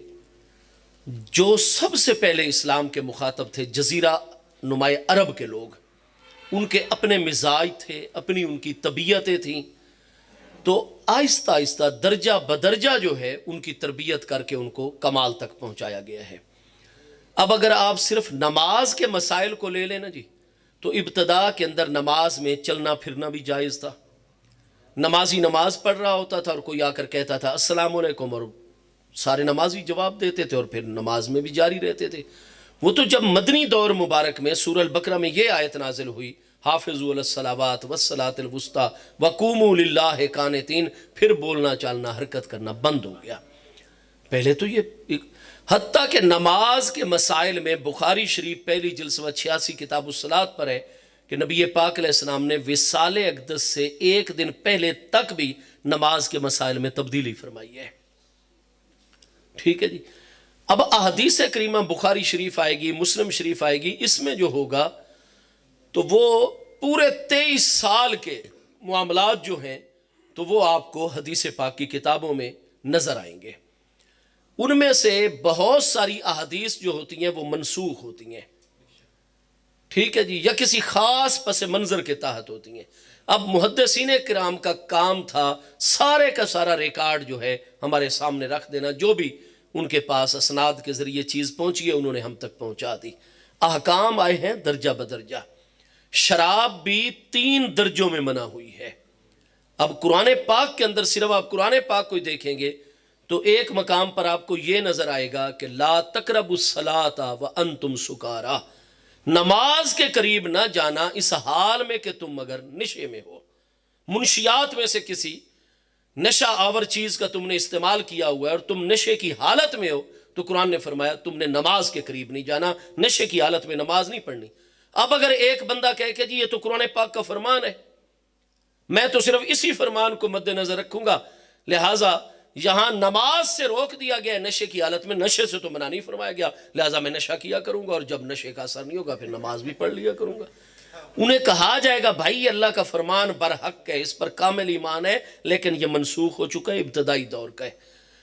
اب دوسرے درجے پر مدنی دور مبارک میں اسی حوالے سے آیت بینہ نازل ہوئی، یسألونک عن الخمر والمیسر، میرے پیارے محبوب علیہ السلام لوگ آپ سے آ کر شراب اور جوئے کے متعلق سوال کر رہے ہیں، کل آپ فرما دیجئے کہ یہ دونوں چیزیں جو ہیں شراب بھی اور جوا بھی، کل فیہما منافع للناس و اسم کبیر، اس میں گناہ بھی بہت بڑا ہے، وہ منافع للناس ہے اور لوگوں کے لیے کئی نفع بھی ہیں اس میں، وَإِسْمُهُمَا أَكْبَرُ مِن نَفْعِهِمَا، لیکن ان کا گناہ ان کے نفع سے زیادہ ہے۔ تو اب یہاں یہ فرمایا گیا کہ ان میں کچھ منافع ہیں، نفع ہیں، فائدے ہیں بظاہر لوگوں کے لیے، اور گناہ بھی بہت بڑا ہے، اور گناہ ان کا نفعوں کے مقابلے میں زیادہ ہے۔ نفرت دلا دی لیکن حرام نہیں قرار دیا، تیسرے درجے پر جا کر جو ہے وہ حرام قرار دیا۔ ان الخمر والمیسر والازلام انصاب، یہ ترتیب آگے پیچھے نہ ہو رہی ہو، اس کے بارے میں فرمایا رجس من عمل الشیطان فاجتنبوہ، اب حرام ہو گیا۔ تو اسی طریقے سے نماز کے بارے میں بخاری شریف میں کہ ہمارے پیارے آقا کریم علیہ السلام نے وصال اقدس سے ایک دن پہلے ظہر کی نماز جو اتوار میں آپ تشریف لے کر آئے ہیں، آپ نے نماز کے مسائل میں تبدیلی فرمائی ہے۔ تو درجہ بدرجہ یہ ساری چیزیں آئی ہیں۔ اب جس دور میں نماز جس طریقے سے پڑھی جا رہی تھی، وہ جو راوی صحابی ہیں ان دنوں محبوب علیہ السلام کی خدمت میں آئے ہیں، انہوں نے وہ معاملہ ملاحظہ فرمایا ہے، یاد کیا ہے، چند دن محبوب علیہ السلام کی خدمت میں رہے، پھر اپنے علاقے میں چلے گئے ہیں، انہوں نے وہی نماز پڑھی جو نبی علیہ السلام سے سیکھی ہے، پیچھے نئے احکام آ گئے، تبدیلی کر دی گئی۔ اس وقت ٹیلی فون اور یہ چیزیں تو تھیں نہیں باہمی رابطے کی، لہٰذا جو جیسے انہوں نے دیکھا سیکھا اس کو آگے بیان کرتے رہے، بعد میں پتہ چلا جی یہ چیز تو ممنوع ہے، اب کئی لوگوں کے علم میں آ گئی، کئیوں کے علم میں نہیں آ سکی، اس لیے ایک ہی موضوع کے متعلق آپ کو بہت ساری احادیث ملیں گی اور اکثر آپس میں ٹکرا رہی ہوں گی۔ اس لیے امام شافعی علیہ رحمت نے بھی فرمایا، جو کہ 204 ہجری میں وصال فرما رہے ہیں، آپ نے فرمایا الاحادیث مدلۃ الا للفقہاء، فرمایا عوام میں سے ڈائریکٹ کوئی احادیث صرف وہ جو اخلاقیات کے متعلق ہے، عقائد کے متعلق ہے، ان کا مطالعہ کرے عوام میں سے ہر بندہ۔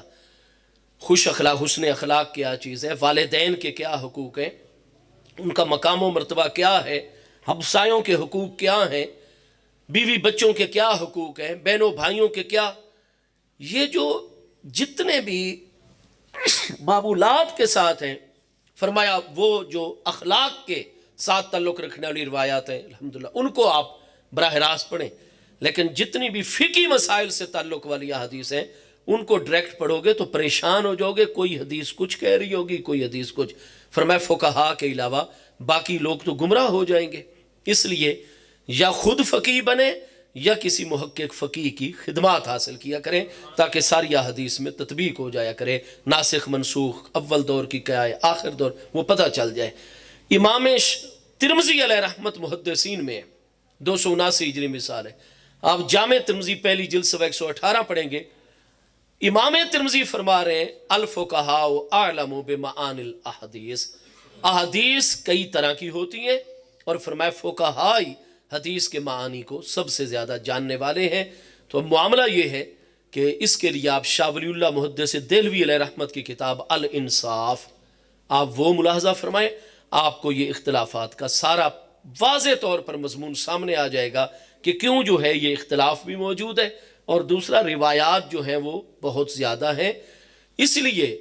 ہم کچھ دوستوں کی خدمت میں عرض کیا کرتے ہیں کہ آپ بخاری شریف میں سے کوئی ایک حدیث ایسی لے کر آئیں جیسے آج، یعنی کہ ہم جیسے نماز پڑھتے ہیں، نہیں جیسے آپ نماز پڑھتے ہیں۔ کوئی اہل حدیث ہمارا دوست ہے غیر مقلد، وہ نماز جس طریقے سے پڑھتا ہے، ہم حنفی جس طریقے سے پڑھتے ہیں، کوئی شافعی جس طریقے سے پڑھتا ہے، حنبلی جس طریقے سے مسلمان نماز پڑھتا ہے، اپنی نماز کو بخاری مسلم میں سے اللہ اکبر سے لے کر تکبیر تحریمہ سے لے کر السلام علیکم ورحمت اللہ تک کسی ایک سند اور ایک حدیث میں ہمیں لگی بندھی پوری نماز جو ہے وہ دکھا دی جائے۔ پوری بخاری شریف میں ایسی ایک حدیث بھی نہیں ہے۔ جیسے آج ہماری نماز کی کتابوں میں اللہ اکبر سے لے کر سلام تک پورا طریقہ لکھا ہوتا ہے، یہ کسی ایک اگر بخاری میں ایک جگہ موجود ہے وہ ہمیں دکھایا جائے، اگر مسلم میں ایک جگہ نہیں، جس کے پاس جو چیز پہنچی ہے انہوں نے آگے پوری صحت کے ساتھ بیان کر دی ہے۔ اب یہ فقہا علماء کا کام ہے کہ دیکھنا کہ بھائی یہ جو امت کا طریقہ ہے، امام اعظم ابو حنیفہ رحمۃ اللہ تعالی علیہ، آپ کی ولادت ہے عراق کے اندر، کوفہ کا جو شہر ہے یہ حضرت عمر رضی اللہ عنہ کے حکم پر سن 15 ہجری میں آباد کیا گیا ہے۔ اس کو آباد کرنے والوں میں 75 صحابہ اکرام تو اہل بدر ہیں رضوان اللہ تعالی علیہ مجمعین، ٹھیک ہے جی۔ 1500 صحابہ اکرام تھے بیعت رضوان والے، ان میں سے 300 صحابہ اکرام بیعت رضوان والے ہیں جو حضرت عمر کے حکم پر کوفہ کو آباد کر رہے ہیں۔ اس میں 5000 تابعین موجود ہیں کوفہ شہر کے اندر، اور امام اعظم ابو حنیفہ تابعی ہے۔ آپ نے جہاں آنکھ کھولی ہے اپنے والدین کو جس طریقے سے نماز پڑھتے ہوئے کوفہ کے ماحول میں، جامع مسجد کوفہ میں آپ کے اساتذہ کرام میں امام حماد اور اس دور کے امام اعمش سلیمان بن مہران اور اتنی بڑی بڑی ہستیاں جس طریقے سے نماز ان کو پڑھتے ہوئے دیکھا ہے، آپ نے اسی طریقے سے نماز پڑھی ہے۔ تابعین کے دور میں وہ سارے کے سارے مسائل آپ نے وہ سارا علم اپنے سینے میں اکٹھا کیا، پھر آپ نے تحقیق کی کہ انہوں نے یہ نماز، کیونکہ آپ جب حرم مکہ میں پہنچے، حرم مدینہ وہاں دیکھا کہ جناب کچھ حضرات جو ہیں وہ اور طریقے پر نماز پڑھ رہے ہیں، تحقیق تفتیش تو پتہ چلا کہ امام حماد جو ہیں وہ حضرت ابراہیم نخعی سے سارا نماز کا طریقہ لے رہے ہیں۔ امام ابراہیم نخعی کن سے لے رہے ہیں؟ حضرت علقمہ بن قیس سے لے رہے ہیں۔ علقمہ بن قیس تابعی کن سے لے رہے ہیں؟ حضور امیر المومنین مولا کائنات کرم اللہ تعالی وجہ الکریم سے لے رہے ہیں، حضرت سیدنا عبداللہ ابن مسعود سے لے رہے ہیں۔ اس لیے جتنا بھی حنفی طریقہ نماز ہے اس میں باقی روایات کے مقابلے میں حضور امیر المومنین مولا کائنات کرم اللہ تعالی وجہ الکریم اور حضور سیدنا معلم الصحابہ سیدنا عبداللہ ابن مسعود رضی اللہ عنہ کے طریقے سے جو نماز مروی ہو کر آئی ہے وہ جناب اس میں موجود ہے۔ اور حضرت عبداللہ ابن مسعود کا آپ علم دیکھ لیجئے، ان کی فقاہت دیکھ لیجئے، وہ 6 نمبر پر مکہ شریف میں اسلام لے کر آئے ہیں۔ محبوب علیہ السلام نے کتنے مسائل ہیں، حضرت عبداللہ ابن مسعود کو بلاتے، ان کو مسئلہ یاد کروا کے فرماتے میرے تمام اہل بیت اطہار صحابہ اکرام کو یاد۔ اس لیے تمام صحابہ اکرام آپ کو اپنے استاذ اور معلم کا پروٹوکول دیتے، اور آپ کے علم کی عظمت محبوب علیہ السلام نے بیان فرمائی، حدیث سے صحیح ہے کہ لقد رضیت لامتی علی ما رضی علیہ ابن ام عبد، جس مسئلے میں اختلاف ہو جائے آقا کریم علیہ السلام نے فرمایا کہ میری امت کے اختلافی مسئلے میں جس مسئلے پر میرا عبداللہ بن مسعود راضی ہے میں اپنی امت کے لیے اسی تحقیق اور مسئلے پر راضی ہوں۔ تو اس طریقے سے بھئی ہم تو بالکل اپنا طریقہ نماز ہو، روزہ ہو، نکاح، طلاق، تجارت، ہاں جی، ریاستی امور چلانے ہوں، قضاء اور فیصلوں کے امور و معاملات ہوں، ہماری جو فقہ حنفی ہے وہ حضور مولا کائنات حضرت عبداللہ ابن مسعود سے روایت ہو کر آئی ہے ایک ایک مسئلے پر۔ اور پھر دلائل شریعت میں نے شروع میں عرض کیا 4 ہیں، قرآن پاک، حدیث پاک، اجماع امت اور قیاس شرعی۔ ہم اپنے ہر مسئلے کو اصول شرع کی روشنی میں دکھانے کو تیار ہیں۔ باقی جو ہمارے مسلمان بھائی اور جس طریقے پر جب حضرت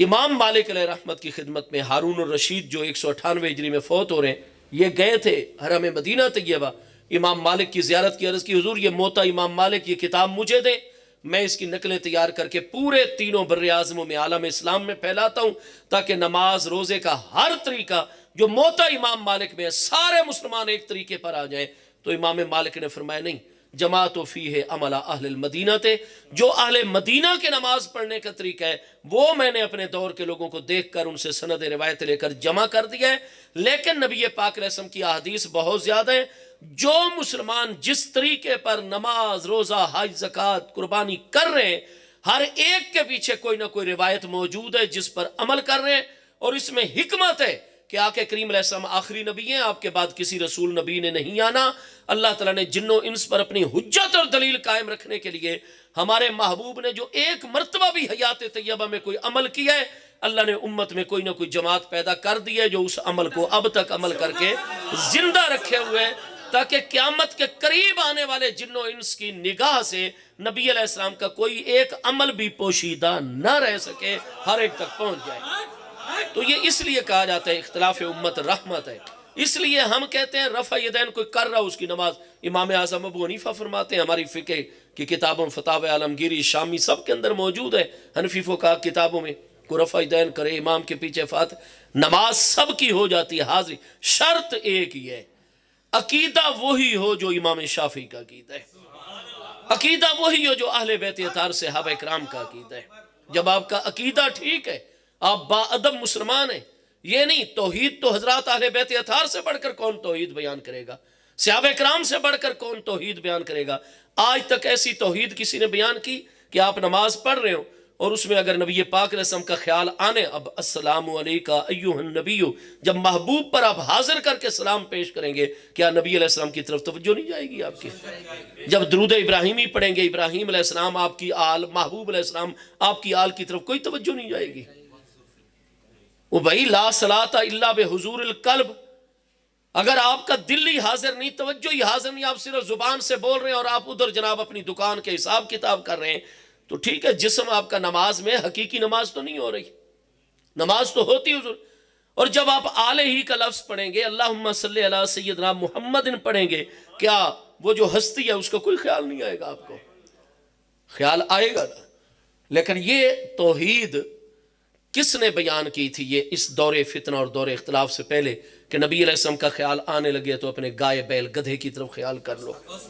کیونکہ گائے بیل گدھے کا خیال کرو گے تو ان کی تعظیم نہیں، جانوروں کی کون تعظیم کرتا ہے؟ نبی علیہ السلام کی تو تعظیم کی جاتی ہے. اور وہ تعظیم جو اللہ کے غیر کی طرف دل کو اور توجہ کو لے کر جائے وہ تو شرک کا باعث بنتی ہے اور نماز کے فساد. یعنی آج آپ مشرک بھی بن رہے ہیں، نماز بھی فاسد ہو رہی ہے. اور ادھر آپ بخاری پہلی جلد صفحہ 96 پر پڑھیں، محبوب علیہ السلام کی صرف آمد ہوئی تھی، ہاں جی، اور جعل التصفیق کا صحابہ کرام نے محبوب کے ادب میں ہاتھوں پر ہاتھ مار کے سمڑنا شروع ہو گیا، تاکہ محبوب کے لیے نماز میں محبوب کا فزیکلی عملی طور پر پریکٹیکلی ادب ہو رہا ہے. یہاں صرف خیال چلا جائے تو آپ مشرک. اور صحابہ کرام فرماتے ہیں ہماری نماز ہی نہیں ہوتی اگر ادب مصطفیٰ علیہ السلام نہیں کریں گے. تو یہ کون سی توحید ہے؟ ہاں جی، کیا آپ اللہ پاک کے پیاروں سے جناب یہ باتیں، وہ جی انبیاء کرام کا ادب صرف اتنا ہو جتنا گاؤں کے چودھری کا ہوتا ہے؟ تو کیا پہلے والی ہستیوں نے توحید نہیں بیان کی تھی؟ ان مصنفین سے پہلے ایسی توحید کس نے بیان کی ہے؟ ادھر کہیں گے ہم سلفی ہیں. اگر سلفی ہو تو اسلاف والا عقیدہ دکھاؤ. اسلاف اسی طریقے سے جیسے آج تقویت الایمان میں توحید لکھی ہوئی ہے، اس طریقے سے اسلاف نے توحید بیان کی ہے. ہاں جی، اگر ہو کلی علم غیب تو یہ ہو نہیں سکتا، خاصہ خداوندی ہے. اور اگر ہو جزوی تو اس میں نبی علیہ السلام کے علم کی جیسا علم، اب لفظ ذرا غور کیجئے، جیسا علم نبی علیہ السلام کو ہے ویسا تو ہر زید عمر بکر کو حاصل ہے. ہر زید عمر عام سے عام انسان کو ویسا علم تو ہے جیسا نبی علیہ السلام کو ہے. ہاں جی، ہر جناب مجنون کو، پاگل کو بھی حاصل ہے. کیا پاگلوں کو اتنا علم ہوتا ہے جتنا نبی پاک علیہ السلام کو اور جیسا نبی علیہ السلام کو ہے؟ معاذ اللہ ثم معاذ اللہ، نقل کفر کفر نہ باشد. تو یہ جو آج توحید بیان ہو رہی ہے، اس لیے ہم یہ کہتے ہیں بھائی کوئی رفع یدین کر رہا ہے، کوئی نہیں کر رہا، یہ ساری چیزیں روایات میں موجود ہیں. اور ہماری تو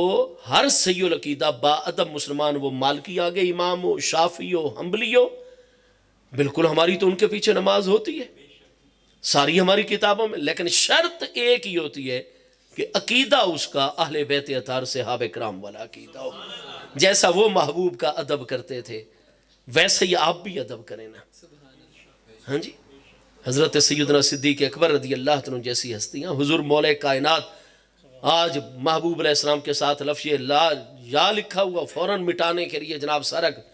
اور محبوب کا حکم ہو گیا تھا امہو یا علی، علی پاک. اس پر کافروں نے اعتراض کر دیا ہے. مقام سلو ہے، ہم سلو میں کوئی خلل نہیں چاہتے، اب مٹا دیجئے ہمارا صفاتی نام. انہوں نے قلم کاغذ حدیثے سے محبوب کی بارگاہ میں پیش اور کھڑے ہو گئے ادب کا مجسمہ بن کے، حضور ما ان الذی امحاہ یا رسول اللہ، حضور میں وہ آپ کا غلام نہیں ہوں جو آپ کے لکھے ہوئے صفاتی نام کو مٹا دوں. اگر اس کو انڈر لائن کرنا ہے تو خود اپنے ہاتھ مبارک سے کر دیجئے، میں علی نہیں کروں گا، میں محبوب کے نام کو بلند کر، حالانکہ خود محبوب کا حکم تھا. ادب. ہاں جی،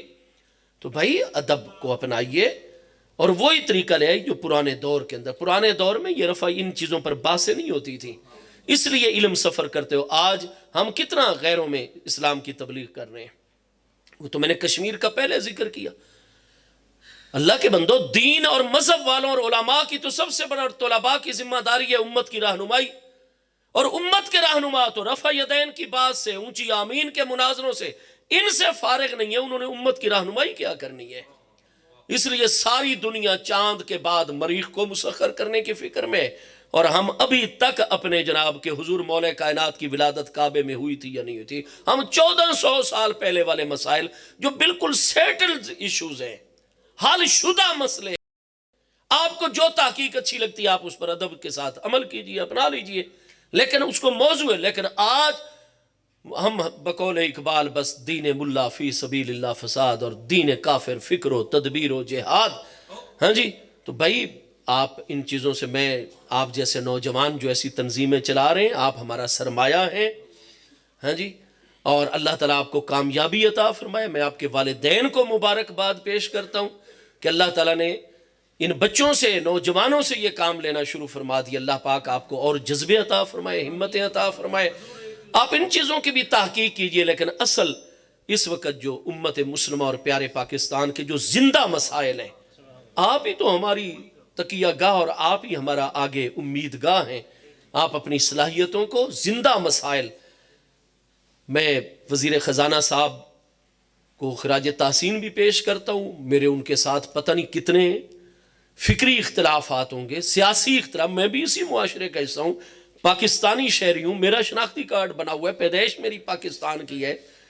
اب مجھے پاکستانی ہونے کے لیے ثبوت تو نہیں دینے پڑیں گے، لیکن میرے پاس سارے ڈاکومنٹس ہیں. تو میں اختلاف بھی بہت سارے مسائل میں رکھتا ہوں، لیکن وہ اختلاف جو بالکل اختلاف کے طریقے پر ہوتا ہے، گالی گلوچ، یہ وہ انسلٹ، بے عزتی، یہ ہمارے سب سے زیادہ خوش اخلاق درس دین اسلام دیتا ہے. لیکن میں ان کو خراج، یہ جو اب عملی کوشش شروع ہو گئی ہے، حرمت سود کانفرنس ہوئی ہے، اس میں وزیر خزانہ صاحب تشریف لے گئے، کئی اہل علم مختلف مکاتب فکر کے سنجیدہ لوگ اپنا تعاون پیش کر رہے ہیں، اور وہ کہہ رہے ہیں کہ ہم نے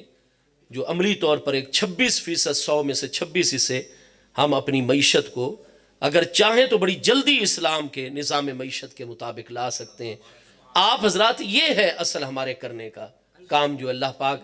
بہرحال آج کی مبارک محفل میں حاضری سے میرا اپنا ایمان بہت مضبوط ہوا ہے، تھکاوٹ اتری ہے. اللہ پاک آپ سب کو جزا عطا فرمائے. مصطفیٰ جانے رحمت پہ لاکھوں سلام، مصطفیٰ جانے رحمت پہ لاکھوں سلام، شمع بز میں ہدایت پہ لاکھوں سلام، شمع بز میں ہدایت پہ لاکھوں سلام، جن کے اخلاق سے چاک سینے سیلے، اور جن کی باتوں سے غنچے دلوں کے کھیلے، طے کرائے جو ایمان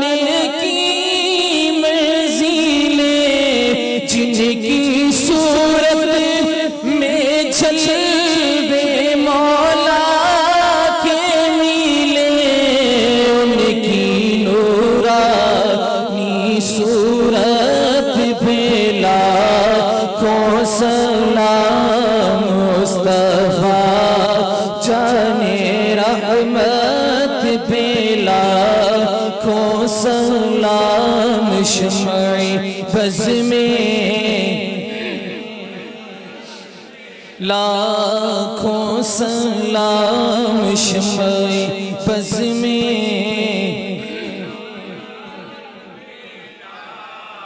اور جن کے قدموں پہ سجدہ کریں جانور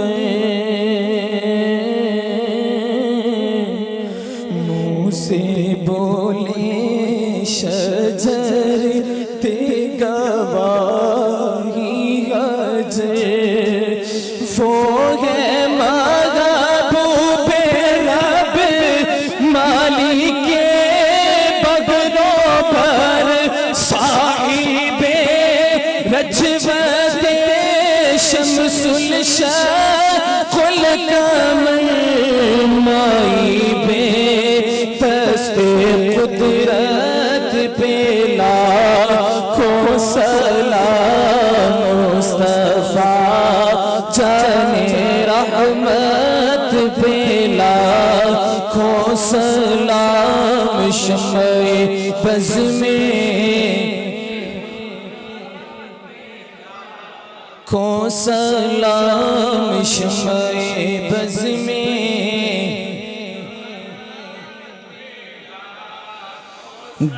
ڈال دی قلب میں عظمت مصطفیٰ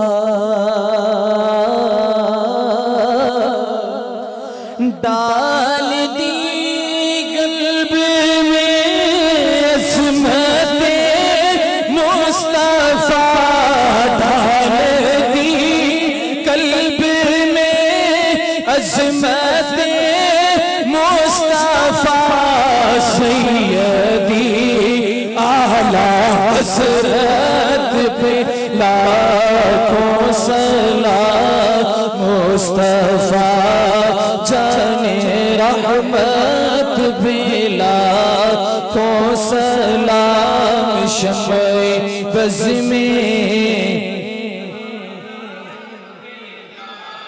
کھوں سلام شمع بز میں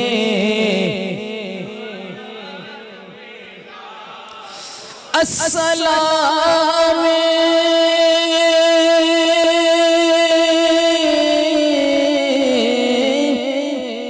میم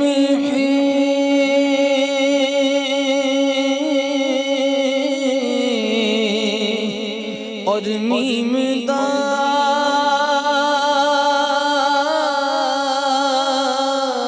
دال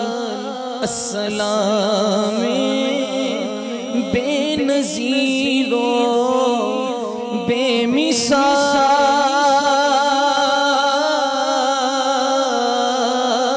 مثال السلام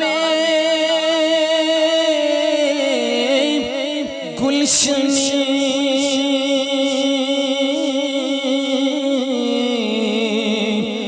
وحدت کے پھول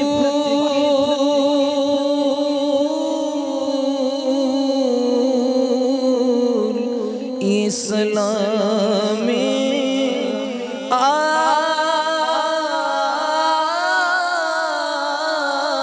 عاجزانہ ہو قبول الصلاة والسلام عليك يا سيدي يا رسول الله الصلاة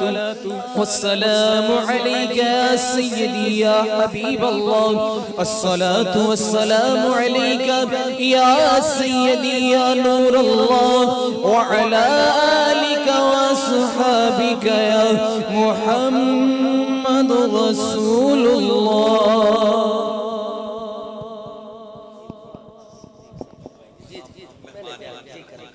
میرے حق میں بھی اور سب سے جی آپ اللہم صلی اللہ سیدنا مولانا تمام آپ سے گزارش ہے بیٹھ سے آئیے تشریف رکھیے یا رب العالمین ای محفل کو قبول و منظور فرما اے اللہ ان نوجوانوں کو بلبل باغ رضا دے جملہ دوستہ کو اے اللہ اپنے مشن دے اندر کامیابی و کامرانی عطا فرما۔ اے رب کریم، اے ذات رؤوف الرحیم، کون سے دعا فرمائے دوستیں اپنے ادارے دی ترقی تے خوشحالی واسطے دعا دے پن دعا کرو اللہ تعالیٰ ادارے کو کامیابی کامرانی عطا فرماوے۔ اللہ پاک تمام جتنا دوست ٹور رہے ہیں اللہ تعالیٰ نیک کام ہے، دینی کام ہے، اصلاحی اور حضرت دا کتنا خوبصورت بیان ہے۔ دعا فرمے سو اللہ پاک تو ٹور آمنا قبول فرماوے تے حضرت کو عمر خضری عطا فرماوے، عمر دراز عطا فرماوے، انہاں دا سایہ جماعت اہل سنت ہمیشہ قائم و دائم رکھے۔ اللہ پاک سارے جملہ علماء کرام کو، مشائخ عظام کو بہت لمبی عمر عطا فرماوے۔ اللہ پاک تمام دے مسائل حل فرماوے۔ دعا فرمے سو جڑے بیمار ہیں اللہ تمام کو شفا کلی عاجل عطا فرمائے، اللہ سب کو صحت کاملہ عطا فرمائے۔ تے جڑے بیرا روی دا شکار نوجوان مسلک دے حوالے نال سست غافل، اللہ تعالیٰ انہاں کو مسلک حق دے نال کھڑے تھیون دی توفیق عطا فرمائے۔ اللہ ایجے پروگرام دوتے شامل تھیون دی توفیق عطا فرمائے۔ دعا فرمائے سو سارے بہت پرانے مہربان ہیں رانا حق نواز صاحب، اللہ تعالیٰ انہاں دے بیٹے کو صاحب اولاد فرماوے، اللہ نیک سالے بیٹا عطا فرماوے۔ جنہاں کو رب نے اولاد نہیں دیتی صاحب اولاد فرماوے، جنہاں کو دیتی اللہ پاک انہاں کو نیک تے صالح فرما بردار فرماوے۔ اللہ سارے وطن عزیز دی خیر فرما، عالم اسلام دی خیر فرما، تمام مسلمانہ دی خیر فرما۔ جنہاں دوستہ نے مل دے اہتمام کی تے لنگر دا خاص انتظام ہے، اللہ پاک کی لنگر دیا برکتہ بھی عام فرماوے تے جڑے جڑے لنگر کھاوین اللہ پاک انہاں کو صحت تندرستی عطا فرماوے۔ دعا فرمے سو انہاں نوجوانہ واسطے انہاں دا ساتھ دیتا کرو۔ دوست جڑے شوق رکھیں نا انہاں رابطہ کریں، محفلہ ہر مہینے تقریباً کریں دے پن، اگلے مہینے والی تھی محفل ہوسی۔ دعا فرمے سو اللہ پاک ان علاقے کو اپنی خاص رحمتوں دے نال اپنے گھیرے چگن گنے، اللہ سب پریشانیاں دور فرماوے۔ اللہ پاک سجی دعا کو اپنے حبیب دے ذکر دے صدقے شرف قبولیت عطا فرماوے۔ صلی اللہ تعالی علی خیر خلقہ و نور عرشہ محمد وعلی آلہ۔ اچھا، جنید اجاز کے والد کو اور یاسر ملک کی والدہ کو جنت میں اعلیٰ مقام عطا فرمائے۔ دیکھو یہ دونوں نوجوان ہیں اور دونوں سرکردہ ہیں، اس محفل کے جو قابل فخر نوجوان ہیں۔ اللہ پاک ملک صاحب کی والدہ کے درجات بلند فرمائے، اور بھائی اعجاز صاحب بیٹھے ہیں، اللہ پاک ان کے والد زہیب اعجاز، اللہ پاک ان کے والد محترم شیخ اعجاز مرحوم مغفور کے درجات بلند، انتہائی نیک انسان تھے ہو۔ دعا فرمائے اللہ تعالیٰ سب کے بچوں کو نیک فرمائے۔ دعا فرمائے سونڈ والے کے لیے بھی دعا فرمائے، گڑبڑ لگ رہی تھی تھوڑی بہت ہی، بہرحال دعا کریں اللہ تعالیٰ ان کو بھی اپنے مقاصد میں کامیابی عطا فرمائے، جو ان کے مسائل ہیں اللہ پاک حل فرمائے۔ صلی اللہ تعالی علی خیر خلقہ و نور عرشہ محمد وعلی آلہ وسلم۔